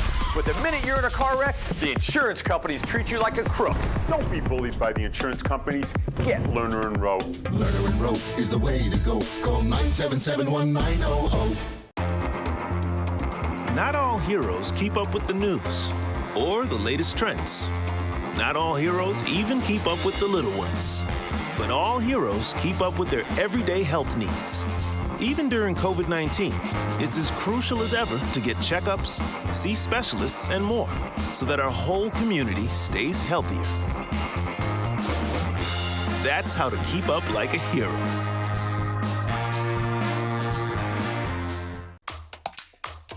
Hi, I'm Lizzie from the Food Nanny. I recently got a My Style checking account. It's the perfect blend of rewards and convenient benefits. I love that sound. There are many reasons to love My Style checking. Rewards, account alerts, loan discounts, and my favorite, card manager. And now there are 100 more reasons. Open a My Style checking account and get a $100 bonus. I had no idea the Bears were such good spellers. Just watch. Embarrassing. The word is embarrassing. See what I mean? Pandemonium. Incorrect. Impossible. Moving forward. Qualified. No. Now he's a good speller. He eats at Black Bear Diner. Good old-fashioned family food, Black Bear Diner. Arizona has spoken. For 6 years in a row, Lerner and Rowe's been voted the best personal injury law firm. When you need experience, integrity, and results, trust Lerner and Rowe. Lerner and Rowe is the way to go. Call 977-1900. We understand an upside-down world, but they're writing us off before we get to the starting line. A stalled generation? Who do you think is gonna fix all this? We will, because our future is the future. So we're going to build bridges and hospitals in a day and feed those left in the cold. We're going to do all this and more because we have an appointment with destiny.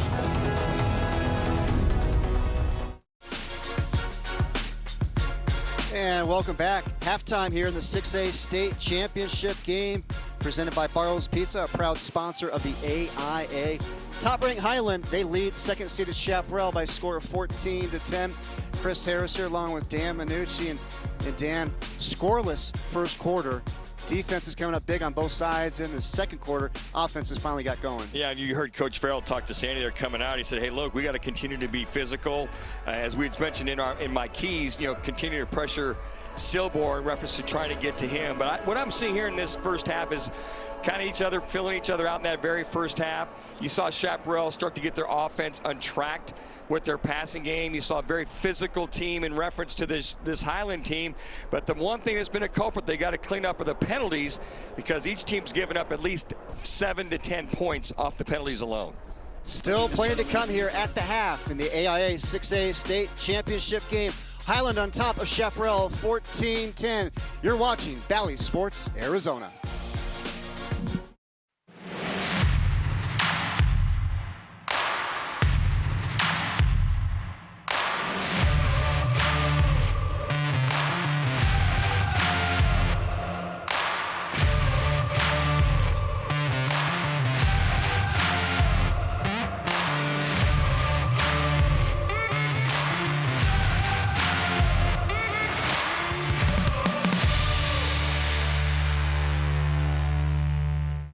The love of mine, and excited to get after it this year.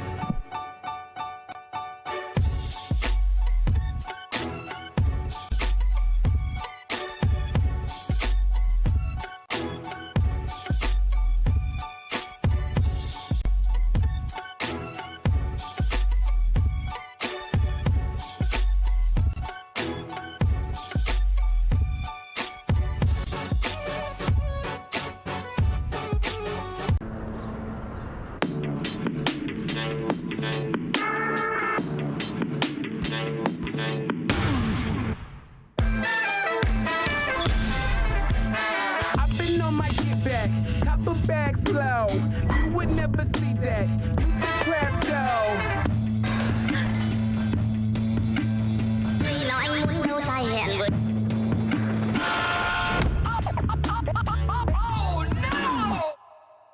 I get tired of the stigma that a construction career is a last resort. If the physical field part of construction doesn't entice you, there are plenty other career paths to get involved in, from fabrication to design.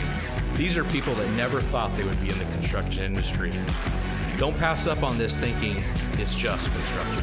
I'm Aaron Thompson, partner at Corbin's Electric and president of Knox Innovations, and this is my career.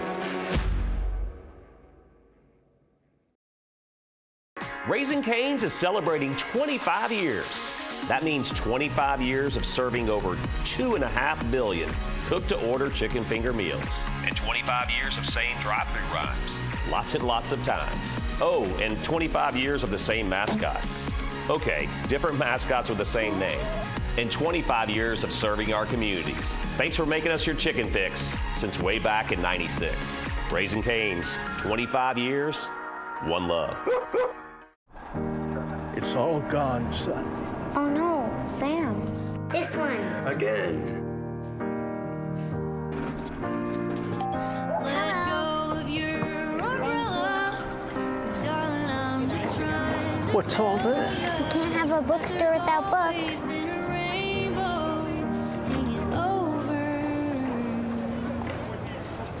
Thank you all so much.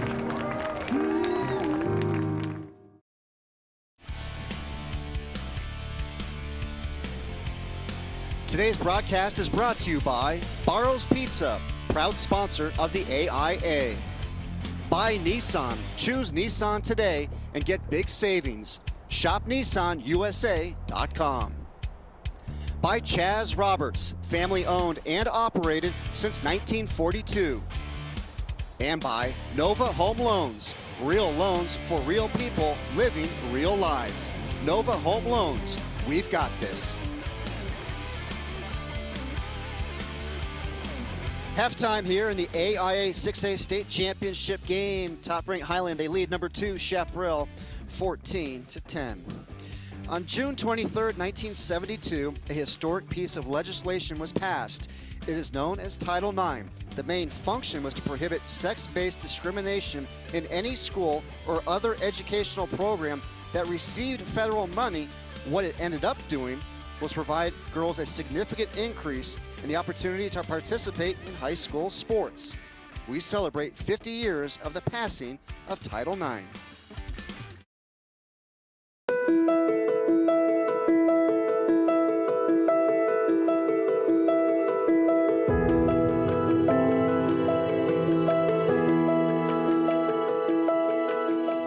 Amazingly, next summer will mark the 50th anniversary of one of the most significant occurrences in our nation's history, the signing of Title IX into law. This landmark 1972 federal law states, no person in the United States shall, on the basis of sex, be excluded from participation in, be denied the benefits of, or be subjected to discrimination under any education program or activity, receiving federal financial assistance. 37 words that changed everything. While the bill did not specifically address high school sports, the opportunities that the passage of Title IX afforded millions of girls to be involved in interscholastic sports and activities have been life-changing. We have all seen the impact of Title IX through tremendous growth in opportunities for girls and women on the court and on the field. In the year before Title IX was passed, in 1972, there were fewer than 300,000 girls participating in high school athletic programs. Today, about 3.5 million girls are involved in education-based high school athletics programs. Still in Chambers, a long stride in for the Lakers. 65, 63, first ever state championship. She is flying. Can she hold on? Yes, she will quite easily. So there's Moyer. She's going to try to chip this one across, and it's into the back of the net, and the game is over. Because of the significance of this milestone that will occur on June 23rd, 2022, the NFHS is poised to celebrate this event throughout the coming school year. We will have articles in High School Today magazine. We have devoted a special page on our website to house information on Title IX, and we are going to highlight special moments and people from the past 50 years. The national celebration begins today and will continue throughout the 2021-22 school year, culminating next year at the NFHS annual summer meeting in San Antonio, Texas. Title IX at 50, celebrating and growing opportunities, will offer us all a chance to honor the people in our states who have helped grow opportunities for girls in interscholastic sports and activities. Join us this year as we celebrate the past 50 years and look for ways to make the next 50 years of interscholastic competition even more equitable.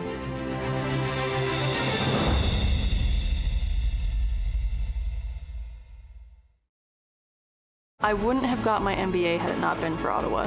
And I think the only way I would have made it through is with the support that I had at home. Having a full-time job and then having kids at home and then making the decision to go back to school is very intimidating, but I would say that it's also very rewarding. I realized this is something that if I miss out on, I'm going to regret. So I'm grateful that I did it. It's empowering and it's something that I would recommend. Bob, you sure bears know how to play softball? Bruce, these bears know how to do a lot of things. I can barely handle the suspense. Just watch the game.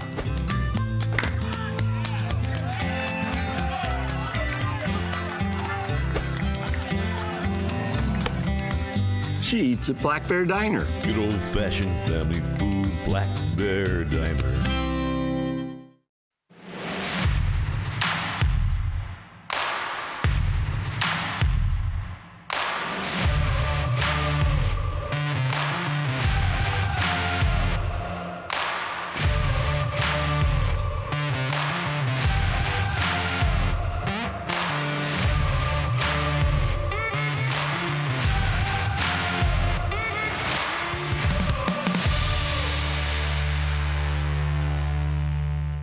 Discover delicious produce, health and beauty products, organic meats and sustainably sourced seafood, fresh baked goods, and our flower shop. Find everything you love about a farmer's market right here at Sprouts.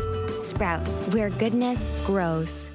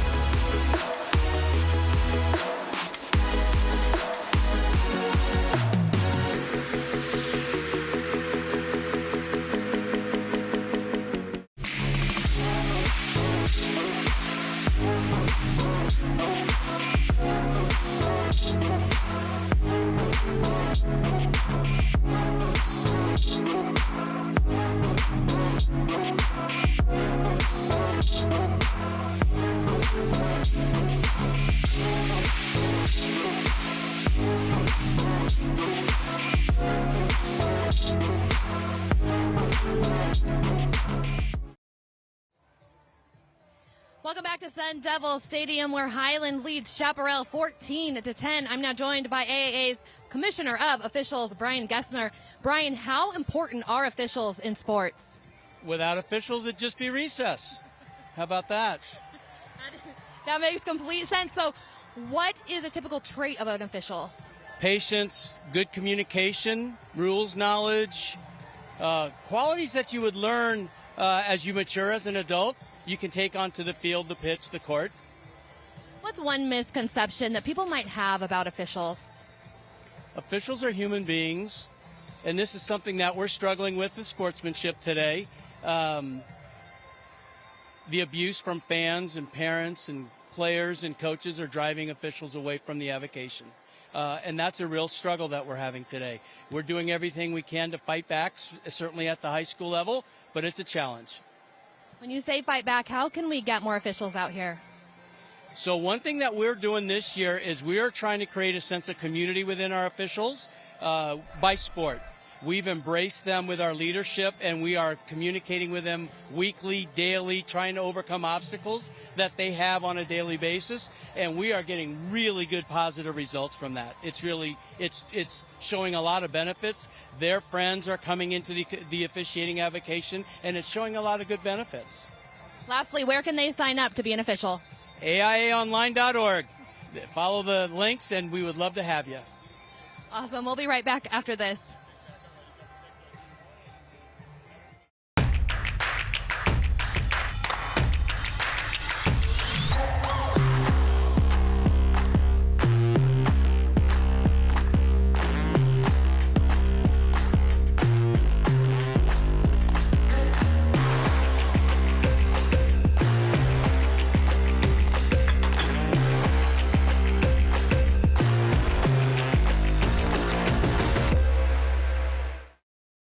Raising Cane's is celebrating 25 years. That means 25 years of serving over 2.5 billion cooked-to-order chicken finger meals. And 25 years of saying drive-through rhymes. Lots and lots of times. Oh, and 25 years of the same mascot. Okay, different mascots with the same name. And 25 years of serving our communities. Thanks for making us your chicken fix since way back in '96. Raising Cane's, 25 years, one love. My starlight, my moonlight, shine, shine on through the heartache and the tough break. When all is said and done, together forever.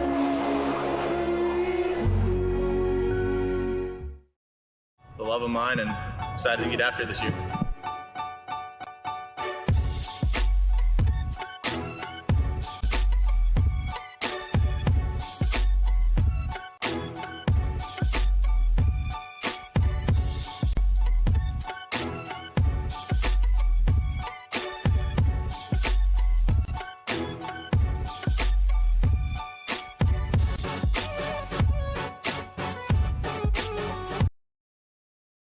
We understand an upside-down world, but they're writing us off before we get to the starting line.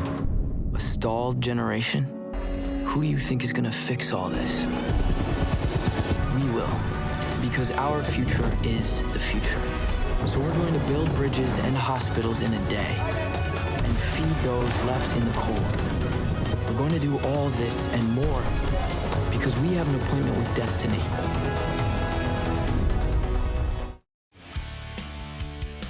Halftime here at Sun Devil Stadium, the AIA 6A state championship game. Highland leading Chaparral 14-10. Well, the first half game summary is presented by Nationwide Vision. Let's take a look at some of the first half highlights here in this one. On a gorgeous afternoon, Highland getting things going here. Yeah, a little bootleg out to the right side by Gage Daly, throwing this football to his tight end Jace Patton for the 6 points, doing a good job. And then here's Brayton Silbor, throwing this ball right down alleyway to Lucas Garvey. His tight end breaks a couple tackles, nice play fake, gets him right back into the game and ties it up at 7-all. So this team is going in there. Here's Gage Daly again, looks right. Finally finds Trujillo. Nice little slant route, about 10 to 12 yards on the slant route. Nice catch, makes it. It puts them ahead at that particular time. And then you got the field goal by Amin to get them within earshot. 14-10, Highland at halftime. And let's now take a look at the nationwide Vision first half stats. Well, the biggest one that jumps off the page, 93 yards rushing to the 135 yards throwing by Chaparral. First down, pretty much close, 3 for 5, 2 for 5. But here's the thing, penalties, the culprit for both teams. But Chaparral, 7 penalties for 70 yards. That led to one of the long drives by Highland to take the lead in this game. Second half kickoff when we come back in the AIA 6A state championship game. Highland 14, Chaparral 10. You're watching Valley Sports Arizona.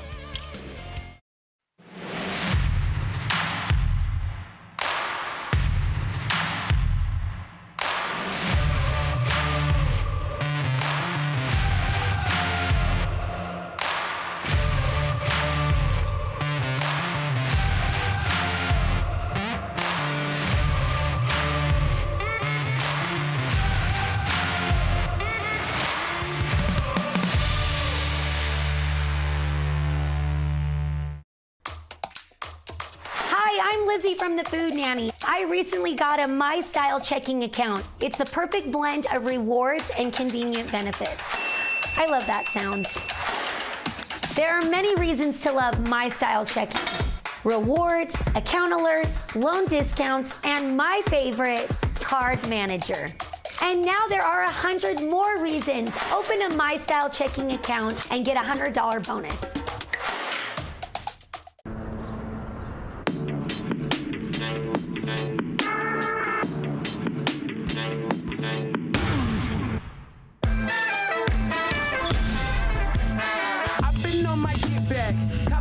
Slow. You would never see that. Use the trap dough.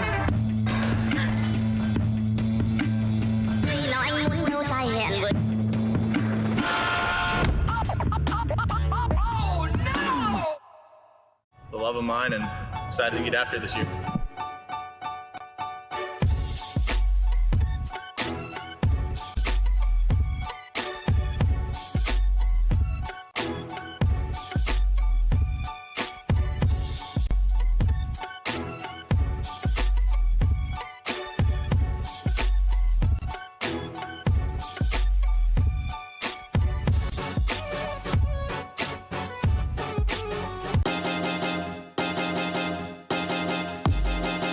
High school sports fans, relive your favorite moments. Just click the shopping cart below the video player to get your digital copy today.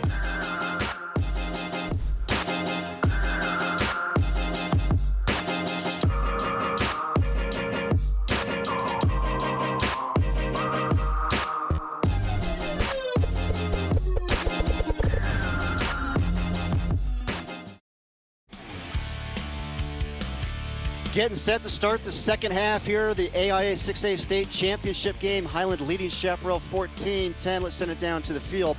Sandy standing by with Chaparral head coach Brent Barnes. Thanks, Chris. Coach, your offense late in the second stalled out. What did you see that needs to change going forward?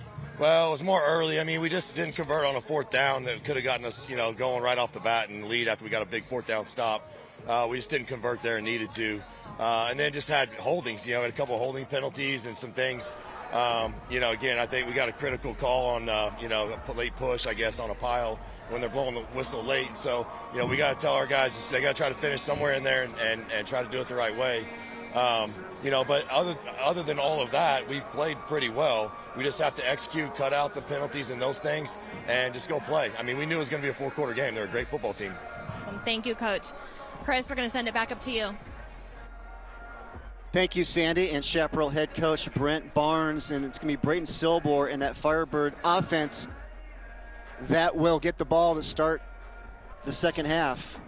Well, I look at Braden Silber over there on the sideline. 25 straight playoff appearances by this Chaparral team, and I think Coach Barnes said, look, we're moving the ball, but those 7 penalties for all the yardage has really been the Achilles heel for this Chaparral team, and I think those are some of the things they're going to have to clean up. We talked about the late hit on Lucas there about midway through that second quarter, and those are some of the things. You got to be smart. You can be aggressive, but you got to be smart. You just don't want those things to come back and haunt you and have you not win a championship. Saw that 25 straight seasons making the playoffs. That streak began in 1997. And we've got penalty flags just like we had to open the game.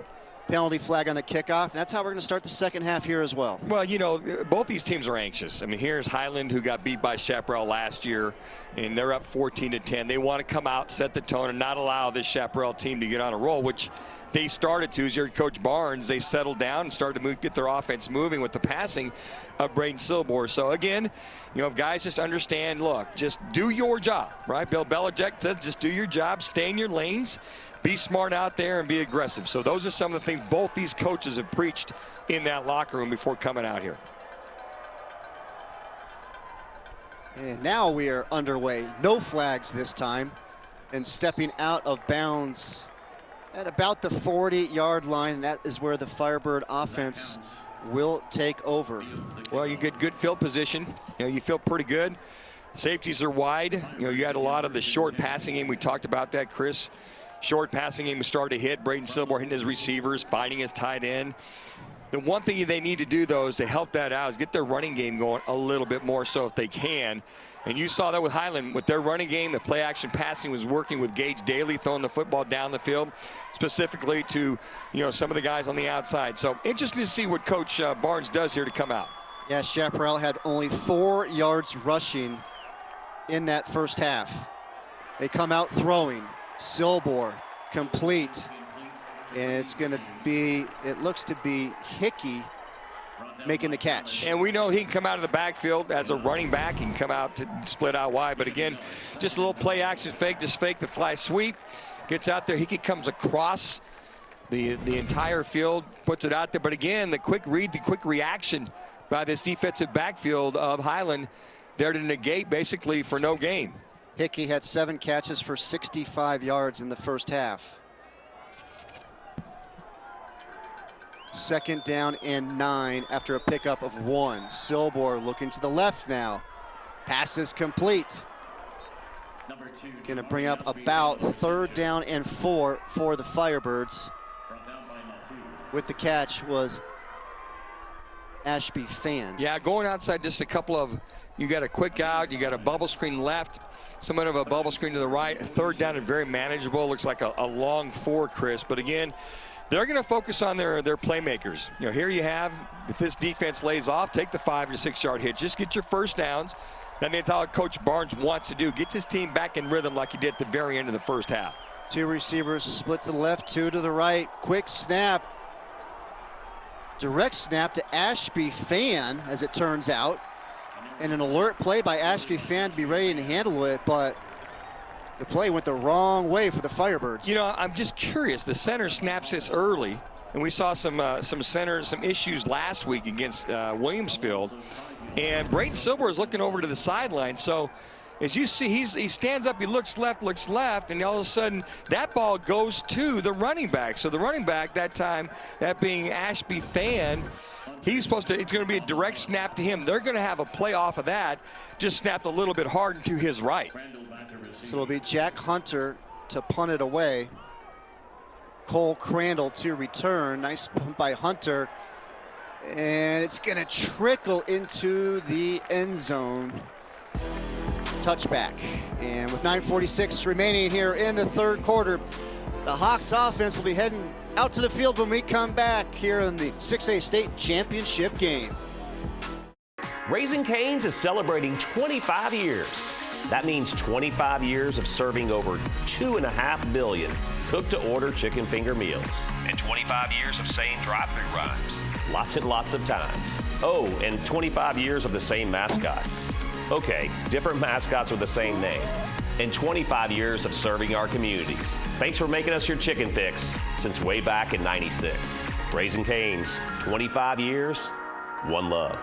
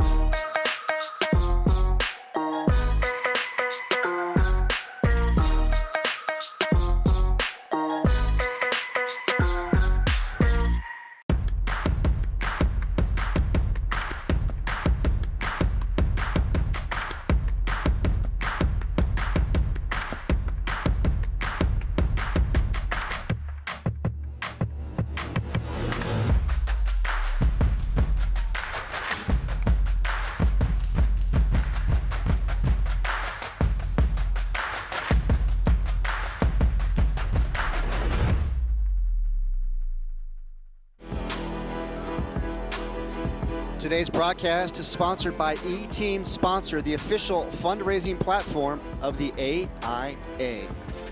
Let's take another look at that third down play that Chaparral had moments ago. Looked to be miscommunication, but you think maybe not. Yeah, I think there's a little trickeration that we had. All of a sudden, Brayton Silbor looks right, looks left, like he's, where's the ball? And then all of a sudden, looks like they wanted to snap the ball, at least initially from my vantage point, to Jamari Ashby fan. He rolls off to the right, and he just stands there like, oh, hey, and then, like, because he would never do that. I haven't seen Brayton Silbor ever do that. So a little trickeration that went awry. That's the only thing I can deduct from that, to have the center snap it that far to his left. I just think that the running back probably didn't get in the call or wasn't ready for that whatsoever. Well, now the Hawks will have the ball starting from their own 20-yard line, and it's going to be a pickup of 5 with the carry by Molyneux, the junior. Well, now this is where the Highland Hawks, they get a lead. This is where they milk the clock. This is where they really lean on that offensive line. And when you watch this team, they've run for 1,780 yards total. It's about 4.5 yards per carry. This is what Brock Farrell wants to do. Come up, lean on your offensive line, use the clock, get a long drive down the field. Daly out of shotgun, steps up, delivers, crossing route, pass is complete. Fighting for the first down, but getting pushed out of bounds just short of the yard to gain was Hunter Stewart. Yeah, a little crossing route. You had two guys cross up underneath. Hunter Stewart comes across right to left. Good job by Franz. He right there holds his position. Doesn't allow him to get any more yardage. But again, a very, very manageable and short third down conversion opportunity. That's been one of the keys for this Highland Hawks team, is when third down conversions, they haven't had to go more than 5 to 6 yards. Hunter Stewart came into today's game 4th all-time Highlands history for yards receiving. 3rd and 1 from the 29. And we're going to have a timeout from Brock Farrell in Highland. Something he didn't like. Well, the play clock was running down, number one. Number two, they couldn't get lined up quickly. But again, he knows that this opening drive of the third quarter is very important for them. 3rd and 1 for Highland when we come back. Hawks with the lead, 14-10. You're watching Valley Sports. Not all heroes keep up with the news or the latest trends. Not all heroes even keep up with the little ones. But all heroes keep up with their everyday health needs. Even during COVID-19, it's as crucial as ever to get checkups, see specialists, and more, so that our whole community stays healthier. That's how to keep up like a hero. I had no idea the Bears were such good spellers. Just watch. Embarrassing. The word is embarrassing. See what I mean? Pandemonium. Incorrect. Impossible.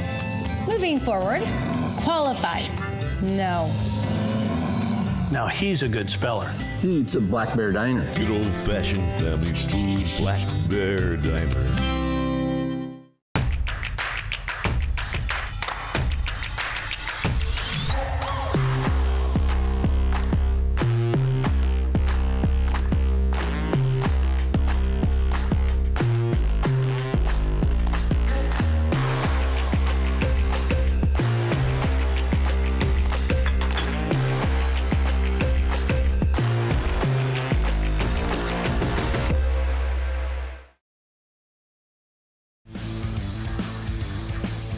Today's broadcast is sponsored by Valley Toyota Dealers.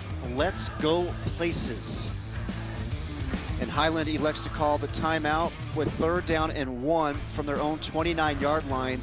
Early 3rd quarter, 8:27 remaining, but you mentioned the play clock was winding down, Dan, and it was a decision Brock Farrell had to make. Go ahead and call that timeout. Yeah, 3rd and 1 versus 3rd and 6, backed up a little bit on in your own territory, and it's so vitally important, such a big key. This would be a huge 1st down for them to continue to control the clock here in the 3rd quarter. So here we go, 3rd and 1, Daly out of the shotgun. And he's gonna hand it off, and there's absolutely nowhere to go. That Firebirds defense, terrific penetration. No gain on the play. It's gonna bring up 4th down and 1. Well, again, CJ Eastwood does a heck of a job. Also coming up that time is Max Springfield. Again, they tried to go to that right side. This is where they got stopped in that 1st quarter, right, Chris? 3rd down and short, and they got, 4th down and short, and they get stopped trying to go to that right side. Just nothing there, nothing avail. And what Coach Brock said is when we get 3rd down in manageable situations, we need to win that battle. So give Chaparral the battle, momentum, swinging back to the Firebirds. And give credit to Keenan Bond. He was the first man in there for Chaparral. Big stop here for the Firebirds to open up the 2nd half. And not the best of punts here for Crew Crockett. And it's going to be excellent field position here for the Firebirds offense as they will take over from their own 46-yard line. Yeah, not the time you want to kick a punt left and short. And that time Crockett did that. It seemed like he shanked it off to the left side. There looked like he was trying to get one of those rolls, get the punt down the field. But again, now Chaparral needs to take advantage of this good field position. And on the other side of the ball, you look at Jason Lyons, his defense, and being the DC over at Highland, to say, all right, guys, just do your thing. We're up by 4. Let's just not get crazy. Just continue to run our defense. But again, you got to get that pressure on Brayton Silbor if you're going to make this kind of a stop this early in the 3rd quarter. 2 receivers split to the left for Brayton Silbor. Lone setback, Ashby Fan. Silbor's going to fake the handoff, keep it himself, try to get around that left side. Not much there. But the Firebirds giving that Highland defense a different look there with Silbor keeping it. Tried to go a little RPO to the left that time, pull it out. Brayton doesn't run that much. He's only got 175 yards total on the year. Just play fakes right here, pulls it, gets to the outside, lead blocked by your tight end, cuts back to the inside. Again, Highland sealing the edge and forcing all the runners, whether it be a quarterback or running back, back to the inside. Pickup of a couple, 2nd and 8. Pass complete. Cody Judge cuts it back inside, takes a big shot before being knocked down at the 35-yard line. Big pickup there for the Firebirds. It was the junior receiver, Cody Judge, making the catch, the fastest player in the team for the Firebirds. And that's the key. Just get the ball to your playmakers. Allow them to make a play. Coming up at corners, Brigham Stewart that time. Nice move by Judge to get back to the inside, create a play. And that's the motion offense that Coach Barnes wants to get with this team. Get them in the motion, get them out to your receivers, out to your playmakers. Allow them to make a play. You don't have to throw the ball 25 to 30 yards down the field. A pickup of 17 for number 17. Silbor drops it off, picks up a couple of blocks. Another big pickup. It's Grady Hickey. Another 1st down, gets brought down at the 17-yard line. Another 1st down, Firebirds. Bubble screen to the inside. Now look at the linemen go downfield there. Nice little bubble screen. Look at the linemen getting down the field, doing a good job, led by Jeffrey Jean Baptiste. Big fella like that, 2nd level. Coming right at you. Block there, another block right there. Allows Hickey to spring for the game. Hickey's uncle, Jim Sanson, the former St. Mary's High School standout and Notre Dame kicker, won a state championship here at Sun Devil Stadium his senior year. Handoff up the middle, not much there against that Highland defense for Ashby Fan. Yeah, that time just good recognition by this defense and handing it off. They come from the left side, and again, the guy that's having one of those games is doing an outstanding job is Pauga does a good job just coming down. But again, that defensive line going to be very tough to run against. I could see some kind of a play action pass like we saw with the tight end early on or late to Lucas Garvey to hold those linebackers inside, throw it over the top. 2nd down and 9. Ashby Fan in motion. Silbor looks left, tucks it, tries to run to the right. Nowhere to go.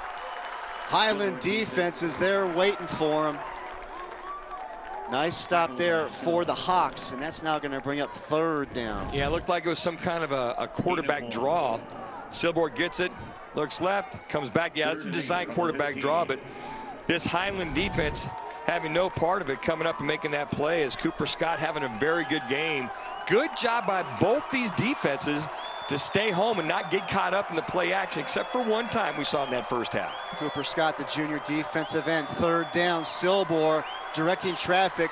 Nobody is open, just has to throw this one away. Great pressure and coverage in the secondary there by Highland. That's going to bring up 4th down for the Firebirds. Let's see if they're going to bring out the field goal unit. Yeah, I think you do. I mean, you drive the ball down, you get a nice stop, you get a bad punt, you get the football in great field position, you bring Hamid in, and he's done a good job. He got the field goal. All of a sudden, you get 14-13 if you make this, and you just got to get the points. You just got to hit a lot of singles, Chris. You know, that home run ball is going to be very, very difficult to come about against this Highland defense. Hamid kicked a 27-yard field goal in the 2nd quarter. Now on for a 32-yard attempt. Trying to make this a 1-point game. And it is no good. No good for Hamid. And this will remain a 14-10 game for Highland with 4:29 remaining in the 3rd quarter. That's very uncharacteristic of Hamid. I mean, he's been money. We watched him during warm-ups.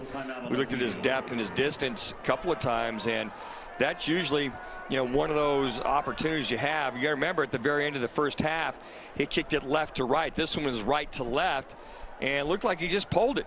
It's like he just pulled this thing all the way to the left side, and there's nothing there. Good snap, good hold. Everything looked pretty good from that particular standpoint. Player down for Highland looked to be number 25, but up and moving around, Ezekiel Nautu, the junior, looks to be okay. Ezekiel was the one diving to try to block that field goal. It looks like he just landed on his stomach, got the wind knocked out of him. You know, you look at the Chaparral Firebirds, it's just the history they've had.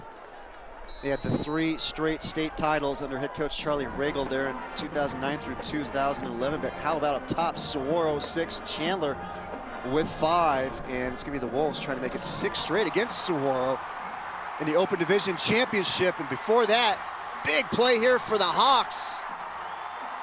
Gage Daly finds his guy. Big pickup for Highland. Jace Patton had the touchdown catch in the first half. Big pickup here in the 3rd quarter. What an absolute catch by Jace Patton. Coming off the RPO, Daly gives it to him right now, makes the catch, ball somewhat behind him, he makes the catch, he spins up the field, breaks a tackle for a huge gain to get this Highland offense off to Schneid here in the 3rd quarter. Ball now at the Chaparral 31. Daly's going to keep it, spin move inside the 25. Boy, the Hawks had a big pass play, big yardage in the first half, set up a touchdown. Now here it is right here, Chris. He just comes off the RPO, bang, gives it to him almost like a now play. Uncovered, linebacker doesn't get out there, makes the catch, gets up the field. Hawks fans fired up. Handoff up the middle. Looks to be Molyneux. Firebirds defense in there to make the tackle. And it was actually Trujillo with the carry this time. Brock Farrell does a nice job of rotating those running backs, Trujillo and Molyneux. Well, he wants to keep them fresh, and I think with this, it's going to be tough sledding against this front 7 against Chaparral, excuse me, as they come up in there. And again, you know, controlling the clock, controlling the tempo, you know, try to win that line of scrimmage. But in the meantime, Gage Daly with his feet and his arm, I mean, has got this Highland offense back on track, much like we saw in that 2nd quarter. 3rd down and 3. The ball spotted at the Chaparral 24. Just under 3 minutes remaining, 3rd quarter. Daly looking left, delivers, has a receiver just over the outstretched hands of the intended receiver for Highland. Boy, that would have been a touchdown, but not able to reel that one in was Tao Pauga. Yeah, Pauga is right there. He's got a couple steps on the corner on that side, getting a good cross route, lays this out there just a little bit long. Pauga, one of those guys that usually makes that catch, but again, the shot was there, the opportunity was there for Highland to capitalize. Now on for the field goal attempt, Crew Crockett. This one from 40 yards. Has a long this season of 44. This one is good from 40 yards. Crew Crockett extends Highland's lead to 17-10 with 2:47 remaining in the third quarter. So Chaparral with the drive prior to this, they come up empty. Highland comes down the other way, puts 3 points up on the board. But very, very fortunate as we see the field goal kick. We watched Crockett in warm-ups, both you and I did. I think 47-ish was going to be his mark. And again, slight breeze in his face makes that field goal. But very fortunate that being this Chaparral defense, they do a good job of holding this Highland offense out of the end zone and giving up 3 versus a 7. But again, with this offense at Chaparral, you're within a shot. You're only down by 7 points. No need to panic. You just need to continue to run the offense that we saw early on. You just got to get those third down conversions because they're not running the football whatsoever. It's going to be very difficult to run against this Highland defense. So the passing game is you, Chaparral, if you're going to come back and win this football game. Still a one-play game, 2:47 remaining. Crockett set to kick it away after the 40-yard field goal. It's going to be a short kick. Highland looking to recover it, and they do! Huge play by the Hawks to recover the kick. What a big play there by Highland. Special teams, obviously something that they saw on film. And coming up with the recovery is Aiden Wittus, the senior. Huge play here by Highland. Caught Chaparral totally off guard because if you're in that second level, you got to come up, make the catch. And I think what Brock Farrell and his special team staff saw is between that front line and the second line. Watch this here. Little pooch kick coming up to the left side. You got to come up, make that catch. You've got to come up there. And I think that went over to Sam Dickerson. I believe it was him was looking to come up, just kind of let it go by him. You got to make the catch. Otherwise, you got the kickoff team right there to make the recovery, as we saw. You're not able to advance the kick. That's why the ball is now spotted at the 38-yard line for Highland. And Gage Daly, nowhere to go, loses his footing. But now let's see if the Hawks are able to capitalize on this and get some more points on the board. Well, and don't you know, Chris, we always see that after a big play, whether it's a turnover or a big play on special teams, you try to come back and take the shot. Well, that time it's a play action. Gage Daly comes out, rolls to his left, pulls up, and there's nothing there. You got the pressure, and he barely, as he's turning around, he's very lucky this football doesn't get jarred from him from the backside or the front side, where he had a huge hit put on him by C.J. Eastwood. Mentioned Wittus with the recovery on the kickoff, and we want to make sure to mention Crew Crockett with the kick that was recovered. It was a great kick there by Crockett. Coming in to make the tackle here, Anthony Lucas, the senior, 3-year starter, captain. Mentioned earlier, he just made his college final choices down to the final 5. Alabama, Notre Dame, LSU, UCLA, Texas A&M. And you can see why those schools covet the big man. Coming down the line at 275 pounds, runs at 4.6 40.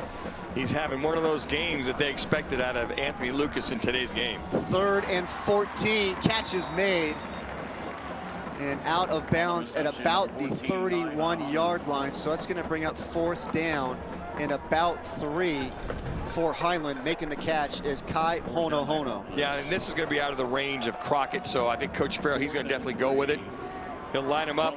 Maybe you start with try with a hard count initially. Do something like that. If you see they're not jumping, maybe you call a timeout or you just go with it. 3rd down. Check that, 4th down and 3. Receivers stacked to the right, wide open. 1st down, Highland, and more. Touchdown, Hawks. 31-yard scoring strike. On 4th down, Gage Daly finds his senior wide receiver, Hunter Stewart, as Highland strikes again. Yeah, it looks like a blown coverage that time. As you said, 4th down and 4, and they go for it. Just a quick out route. There's nobody over. It looks like the corner doesn't get over to that side. Then he comes up there and then he misses the tackle, breaks a nice tackle, but there's nobody on that side. It was a very, very easy, quick out. Nobody there to press whatsoever. Extra point by Crockett is up, and it is good. So it is Daly to Stewart. Not only did they get the 4th down here, but Stewart takes it the distance for the score, pushing that Hawk lead to 24-10. And let's now go down to the sidelines and check in with Sandy.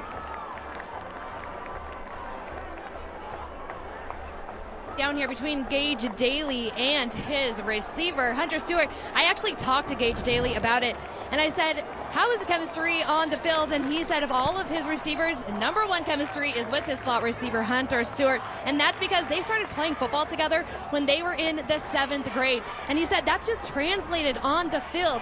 He's excited to be here today with him. You can see that connection right then with that touchdown. He said he's going to miss this after tonight. Chris, we'll send it back up to you.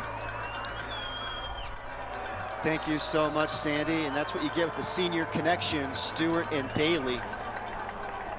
And another short kick. This time, Chaparral recovers. It's Grady Hickey. He's got room to return it. Left side, picking up some blocks. Gets pushed out of bounds at the 40-yard line.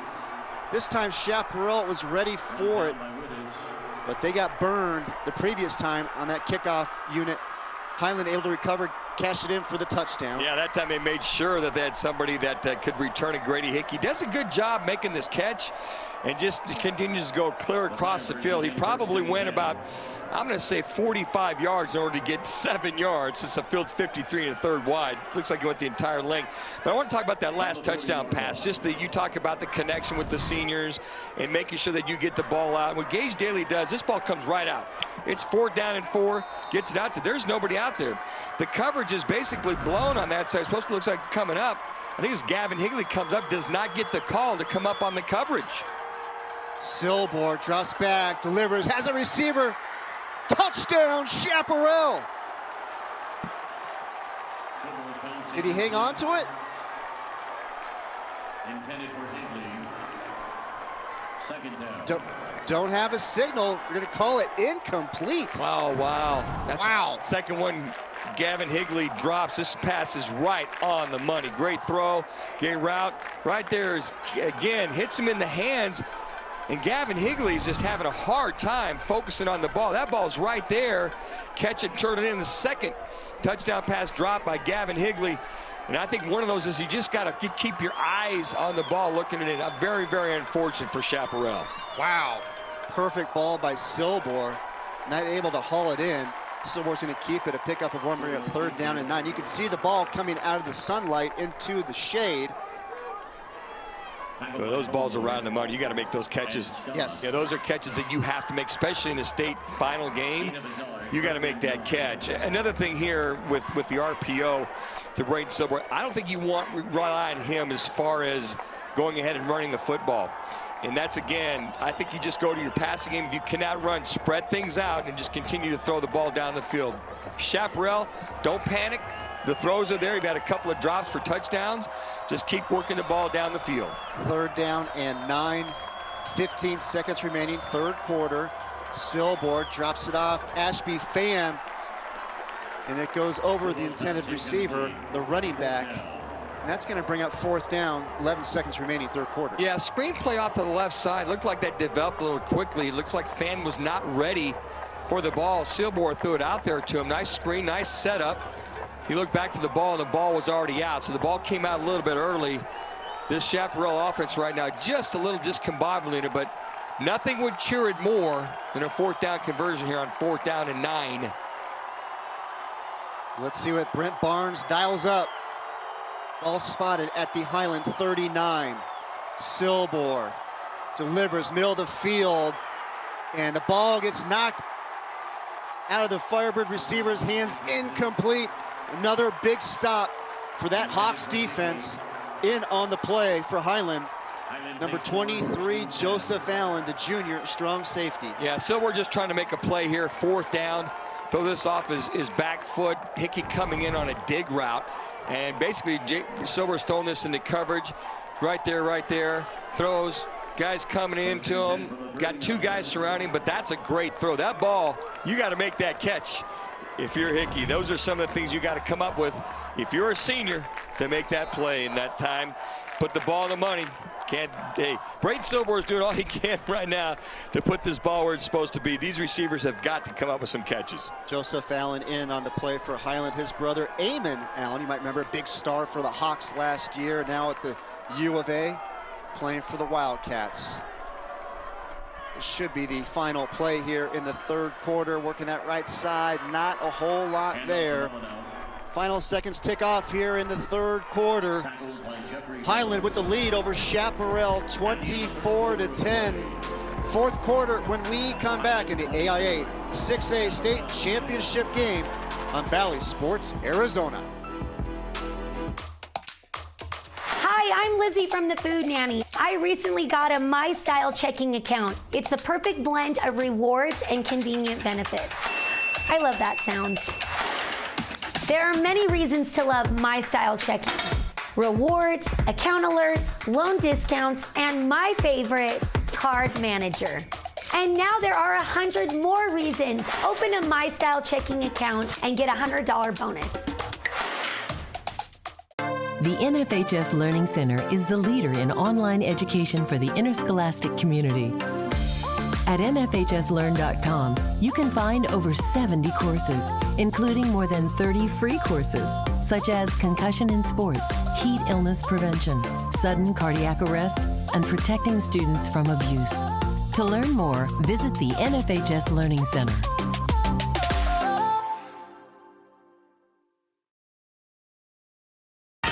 What rhymes with great?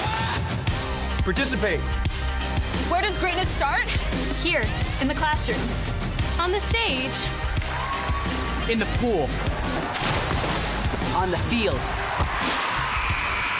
Where will your greatness take you? To better grades. To more friends. Yeah! Be great. Participate!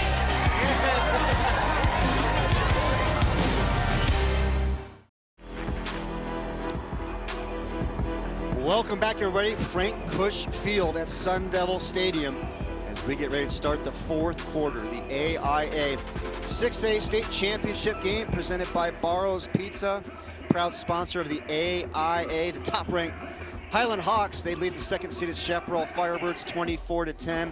Farrell's Fanatics, the student section at Highland, excited, hoping the Hawks can deliver the school its first ever football state championship. I think you used to do that move in high school, didn't you? Right there, just kind of a little busting a move right there. That's the Hawks are flying high, and Farrell's Fanatics are everywhere to call. This is and being very, very physical here in this second half, especially in that third quarter.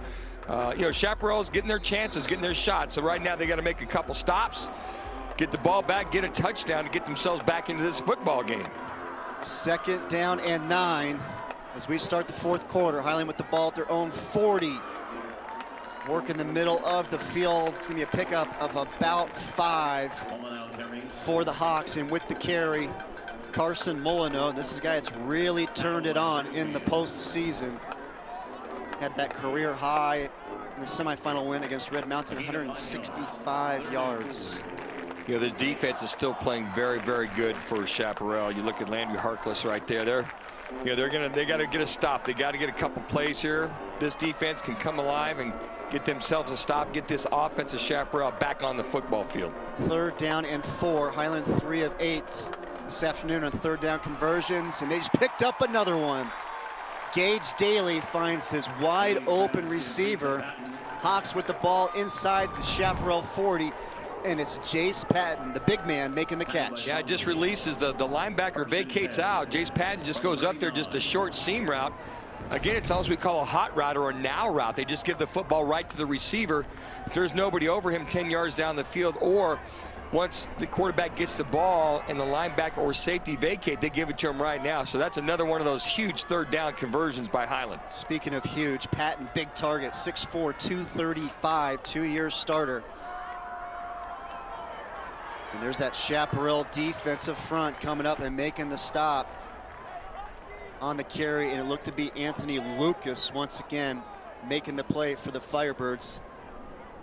The carry there for Highland, number 7, Aiden Wittes. Well, you're down 2 scores, and the one thing that we know that Crockett's got a pretty good leg, so if they can get within field goal range, you get another 3 points, then it's 3 scores. So that's why this is such a vitally important defensive drive for Chaparral right now. You cannot allow any points if you want to get back into this game. And Highland just wants to run clock at this point. Keep moving the ball down the field. Play clock down to 5, so they're using almost all the play clock here. Gonna run it to the right side there. A little misdirection. And with the carry for the Hawks, Chance Cawthon. Cawthon, also a linebacker, the junior, led the team with 12 touchdowns on the season. And oh, by the way, stay in bounds, guys. That's, I'm sure Coach Farrell and his staff, they just do not miss a beat. Those are those little things. When you're trying to wind the play clock down to maybe 4 or 5 seconds, I'm sure Gage Daly will do that. He's got the play clocks right in front of him on both sides of the field. So again, taking their time. But again, here's a 3rd down opportunity where Chaparral's got to get this stop. 3 receivers split to the left, 2 to the right. Empty backfield. Daly takes the snap here on 3rd and 8. Catch is made. 1st down and more for the Hawks. Picking up a block. Is it going to be a touchdown? It is. Touchdown, Highland.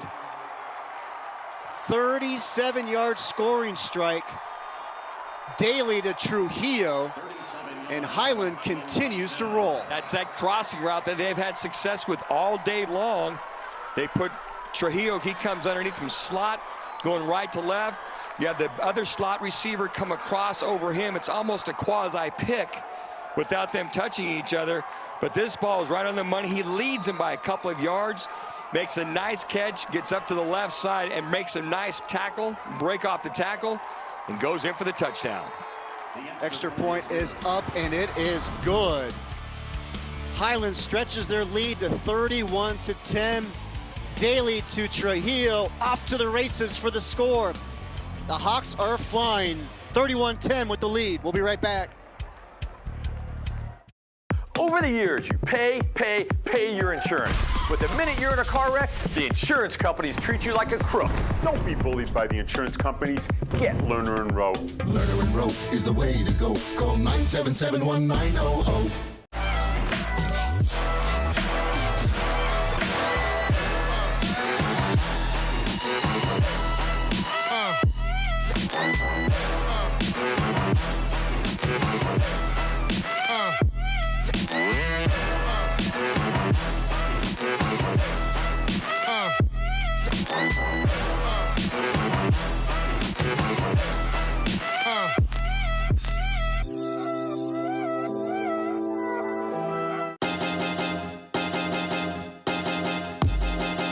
High school sports fans, relive your favorite moments. Just click the shopping cart below the video player to get your digital copy today.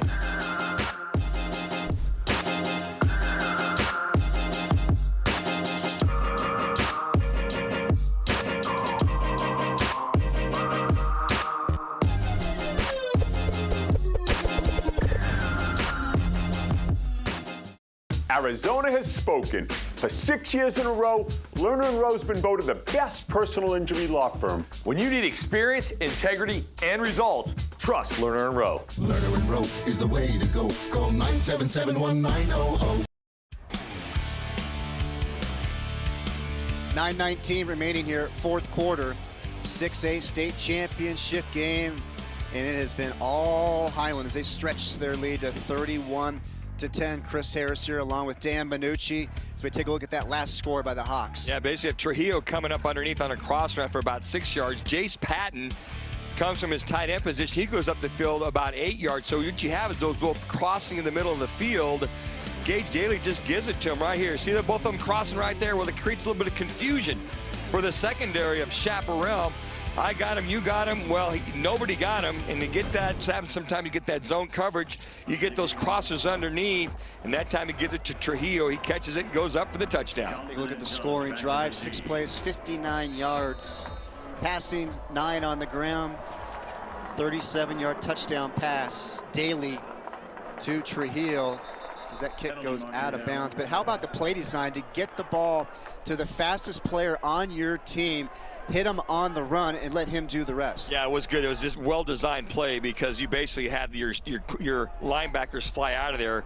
You have 4 guys rushing, so as they're flying out of there, Brock Farrell saw that earlier in the game, so he's going to send him up underneath. But just to make sure, there's also a play where Patton goes behind him, going across to the right side. He's going left side, that being Trujillo.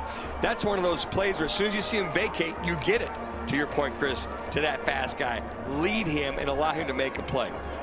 Yeah, for Trujillo, that it was his 4th touchdown catch of the season. He was a second-team region performer for Highland. And that's no small feat in the Premier Region when you've got Hamilton and Chandler in there as well. Well, just that tough schedule you talk about. Brock Farrell said, hey, look, what doesn't kill us makes us stronger, right? Iron sharpens iron, and for Trujillo, he's been averaging close to 15 yards per catch, so that'll bolster that average after that. Chaparral at the ball. Silbor can't handle the snap. It's loose, and he's going to get brought down at the 30-yard line. Coming up to make the play for the Hawks, Brigham Stewart, the junior. And another problem there with the snap. Yeah, they've had some issues the last couple weeks. This ball, he snaps it low and left. And that time, Silbor trying to bend over and keep his eyes up at the same time. At that point in time, Stewart comes in off the left side. There was a blitz package on, so that one, even with a clean snap, would have been very difficult to get off. A loss of 5 on the play. 2nd down and 15. Clock continues to run. Chaparral's offense needs to move with urgency, but that Highland Hawks defense stepping up, chasing Silbor, who delivers a shot down the field, and coming up to make the circus catch. Unbelievable. Check that, an interception now for the Hawks.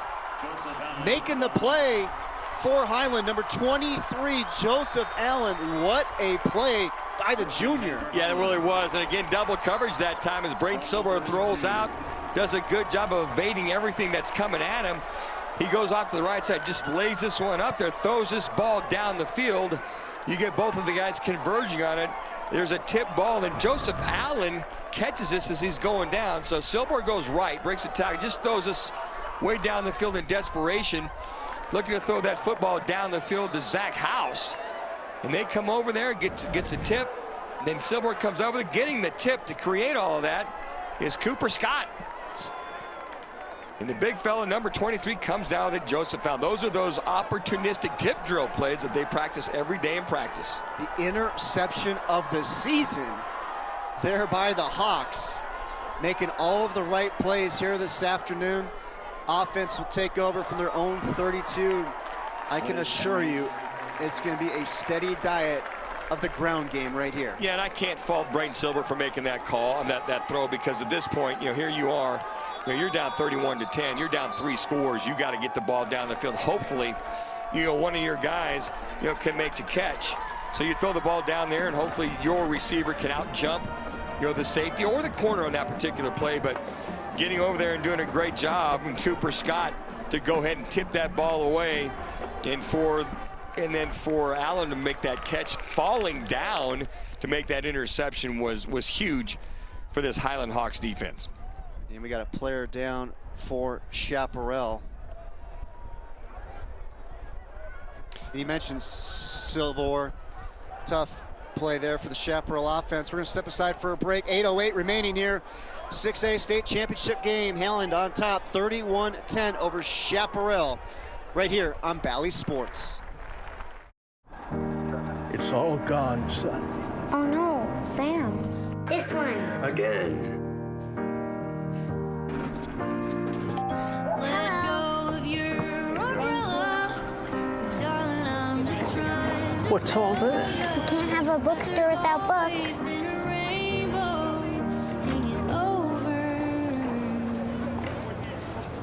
Thank you all so much.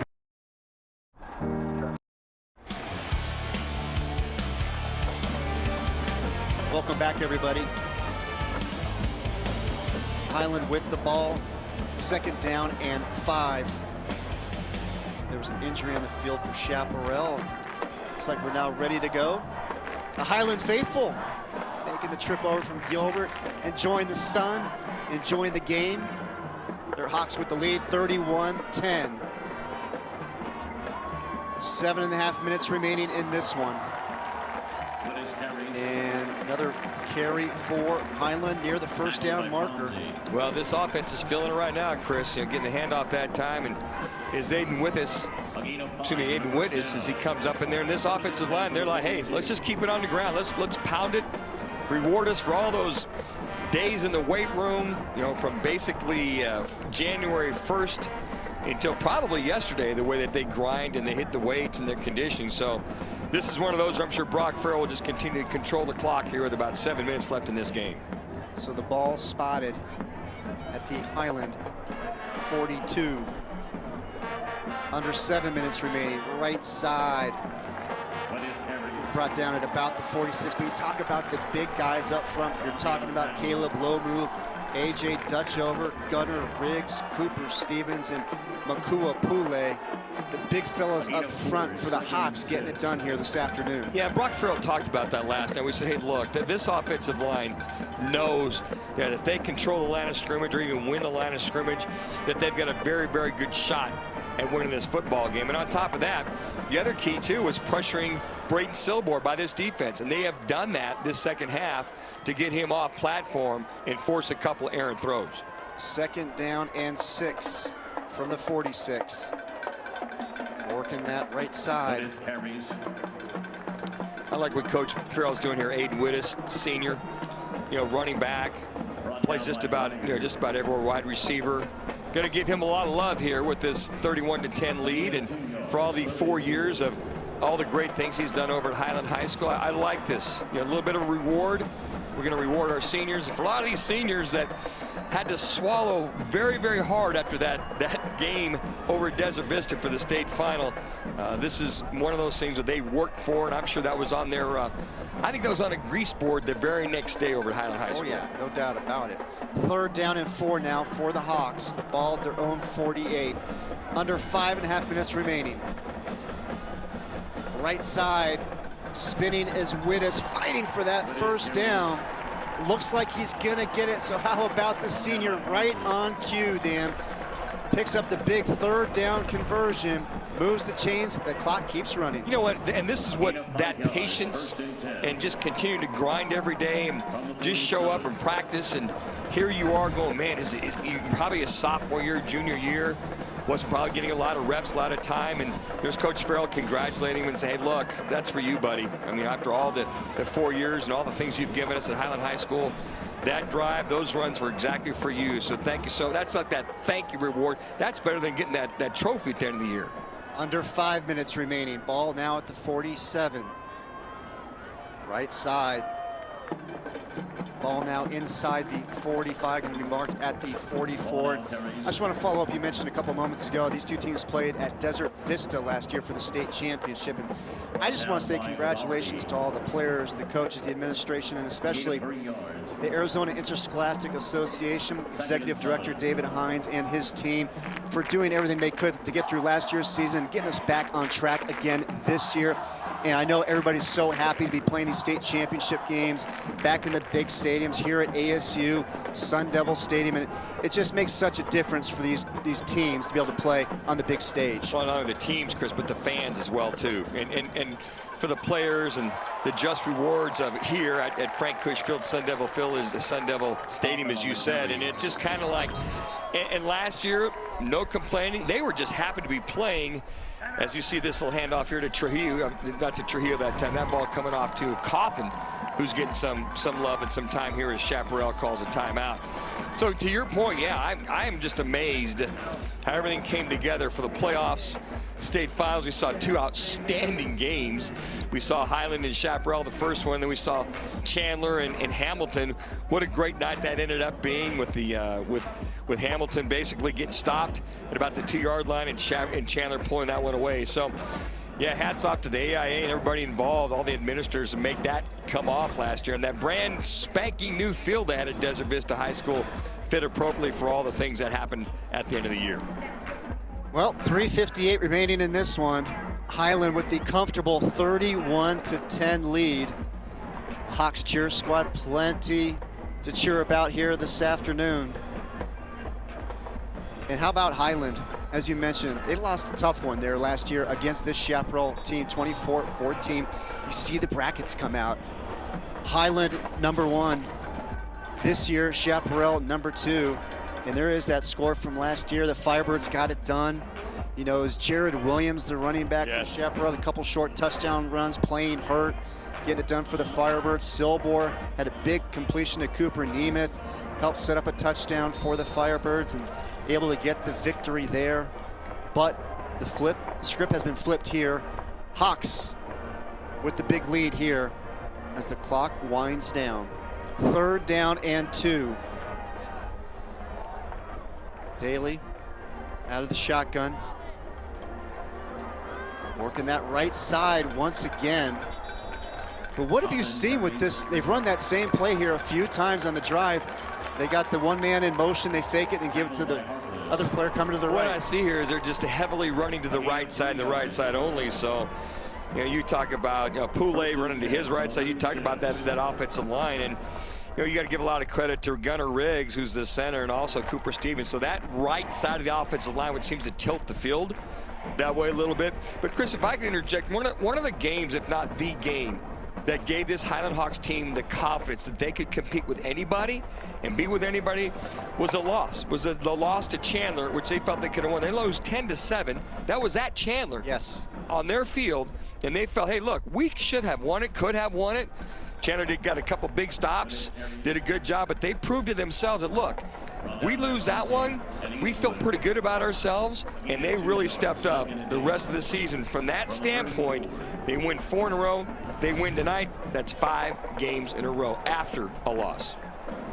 And there was a lot of talk about Highland, should they have been in the open division and not in 6A, because everybody felt they could hold their own in the open division. And when the rankings came out and they found themselves the top seed in 6A, it was like, well, that's going to be a tough out for anybody facing this Hawk team. Yeah, and I felt the same way. I'd love to have seen them get into the open, but unfortunately they didn't. But Brock Farrell said, hey, look, you know, that kind of stuff happens. And we understand what it takes to win. And if we get to come all the way through in the 6A bracket, that's our goal, whether it's the open, whether it's a 6A bracket, whatever that is. And so the goals were clearly cut, that they were going to win a state championship one way or the other. And if they got to the open, they'd have been playing, you know, facing those Chandler teams, those Saguaro teams. But what they've done here today, I think, is for this program and for Brock Farrell in his 5th year to flip that script and get the culture on track, but to be a winning state final team, to get the gold ball, I think we've seen this afternoon. Yeah, Farrell's done a phenomenal job in his time at Highland. Another 1st down for the Hawks, 2 minutes remaining. And there's that misdirection once again. Handoff working that right side again. You mentioned that right side. Give the props to Gunnar Riggs, the sophomore center. Done a great job. He just gets a body on a body. Then you got Cooper Stevens, the right guard. He has been 1st team Premier Region the last 2 years. He's got a preferred walk-on offer to go to U of A. Then you also look at Makula Poulet. This is a young man, 6'3", 308. He suffered a torn ACL in the state championship game last year against Chaparral. He's back in the state championship game against that same team, having his opportunity to come up big once again for Brock Farrell's team. Yeah, as I remember that, Chris, he came out like, I think, the opening drive. It was early in the game, yes. Early in this game, and you know, this is just rewarding for Brock Farrell and this entire team. And the thing that caught my attention more than anything, and I know I've said it several times during the broadcast, is that this team bought in to grinding out every day, the weight room, the practices, you know, doing all the things you need to do if you want to win it. And I think he's instilled that in this program from the freshman level all the way up to the varsity. But when this team, who became more mature in their approach to the game, a lot of young guys kind of got a little caught up, a little distracted. He said these seniors and juniors this year came back this year with more of a mature approach as far as trying to win it all, and that's what they've done this afternoon. And that will do it. The Highland Hawks are soaring high as state champions. Highland gets it done 31-10 over Chaparral. Redemption after losing to the Firebirds last year. And let's send it down to the field where Sandy is standing by with Highland head coach Brock Farrell. Thanks, Chris. Coach, 6A state champions. How good does that sound? Words can't describe. It kind of just hit me, so good job. What did it take to get to this moment? Great physical defense. Players that make plays. Gage played amazing. Steven with some big plays. Jace Patton with some big plays. And our defense came through when it mattered most. I mean, that kid can throw the football, and we played great defense. On defense, but Gage Daly really today getting it done. What can you say about your quarterback? It's the best way to end. He owns all the records. Now he's got a ring. Best way to end. Awesome. Thank you, Coach. Go celebrate. Chris, we'll send it back up to you. Thank you, Sandy, and congratulations to Brock Farrell and the Highland Hawks, state champions. Still plenty to come here from Sun Devil Stadium. When we come back, Highland Hawks take the title 31-10 over Chaparral. We'll be right back. It's all gone, son. Oh no, Sam's. This one. Again. Let go of your umbrella, 'cause darling, I'm just trying to What's all this? You can't have a bookstore without books.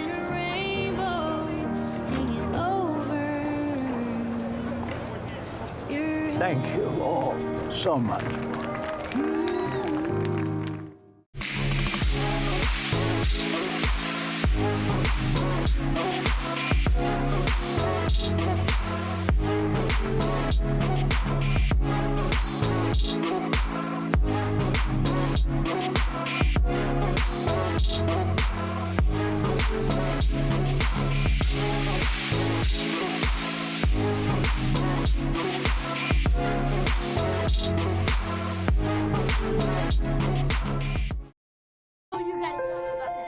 The innocence of youth.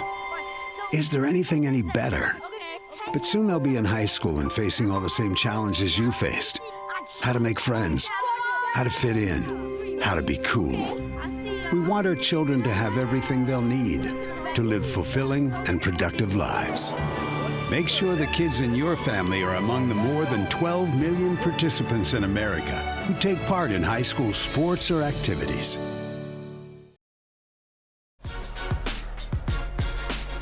The Highland Hawks are 6A state champions as they beat the Chaparral Firebirds 31-10. The play of the game is presented by Lerner and Rowe, the official personal injury attorneys of the AIA, and it was on special teams here for Highland. Yeah, the pooch kick here catches Chaparral off guard. Second line doesn't make the adjustment, come up and catch that, and that point in time, CC Crockett just puts it there. Wittes is the guy. Johnny on the spot. The senior having a heck of a day. He can't advance and makes the catch. That kind of broke open the second half for the Highland Hawks. And it was a great kick there by Crew Crockett as well. It's now time for the second half game summary presented by Sprouts, where goodness grows. Yeah, you look at that right there. Look at the third down conversion, 6 for 11. That's huge. Passing yards 225, rushing yards 145. The balance of this Highland Hawks offense, that was the key for this. And Gage Daly, when you looked at this young man as far as having one of those phenomenal days that he did, you look at that and you go, wow. 13 for 14 throwing the ball. As far as running the football, he did a good job with that as well. What a game it was for the Highland Hawks. State champions as they get ready to receive the gold ball. Meanwhile, Chaparral Firebirds, with Executive Director of the AI, David Hines, being awarded the runner-up trophy. But a great season once again for the Chaparral Firebirds. They finished up the year 9-5.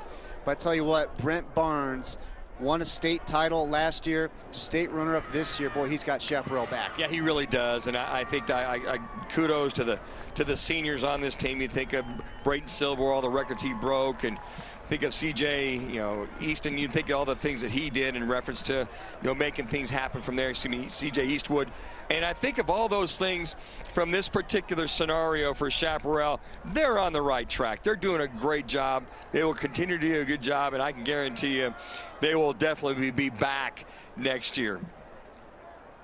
And how about the Highland Hawks? They finish up the year 11-3 on the season, and they cap it off with the gold ball, the state championship, the first in school history.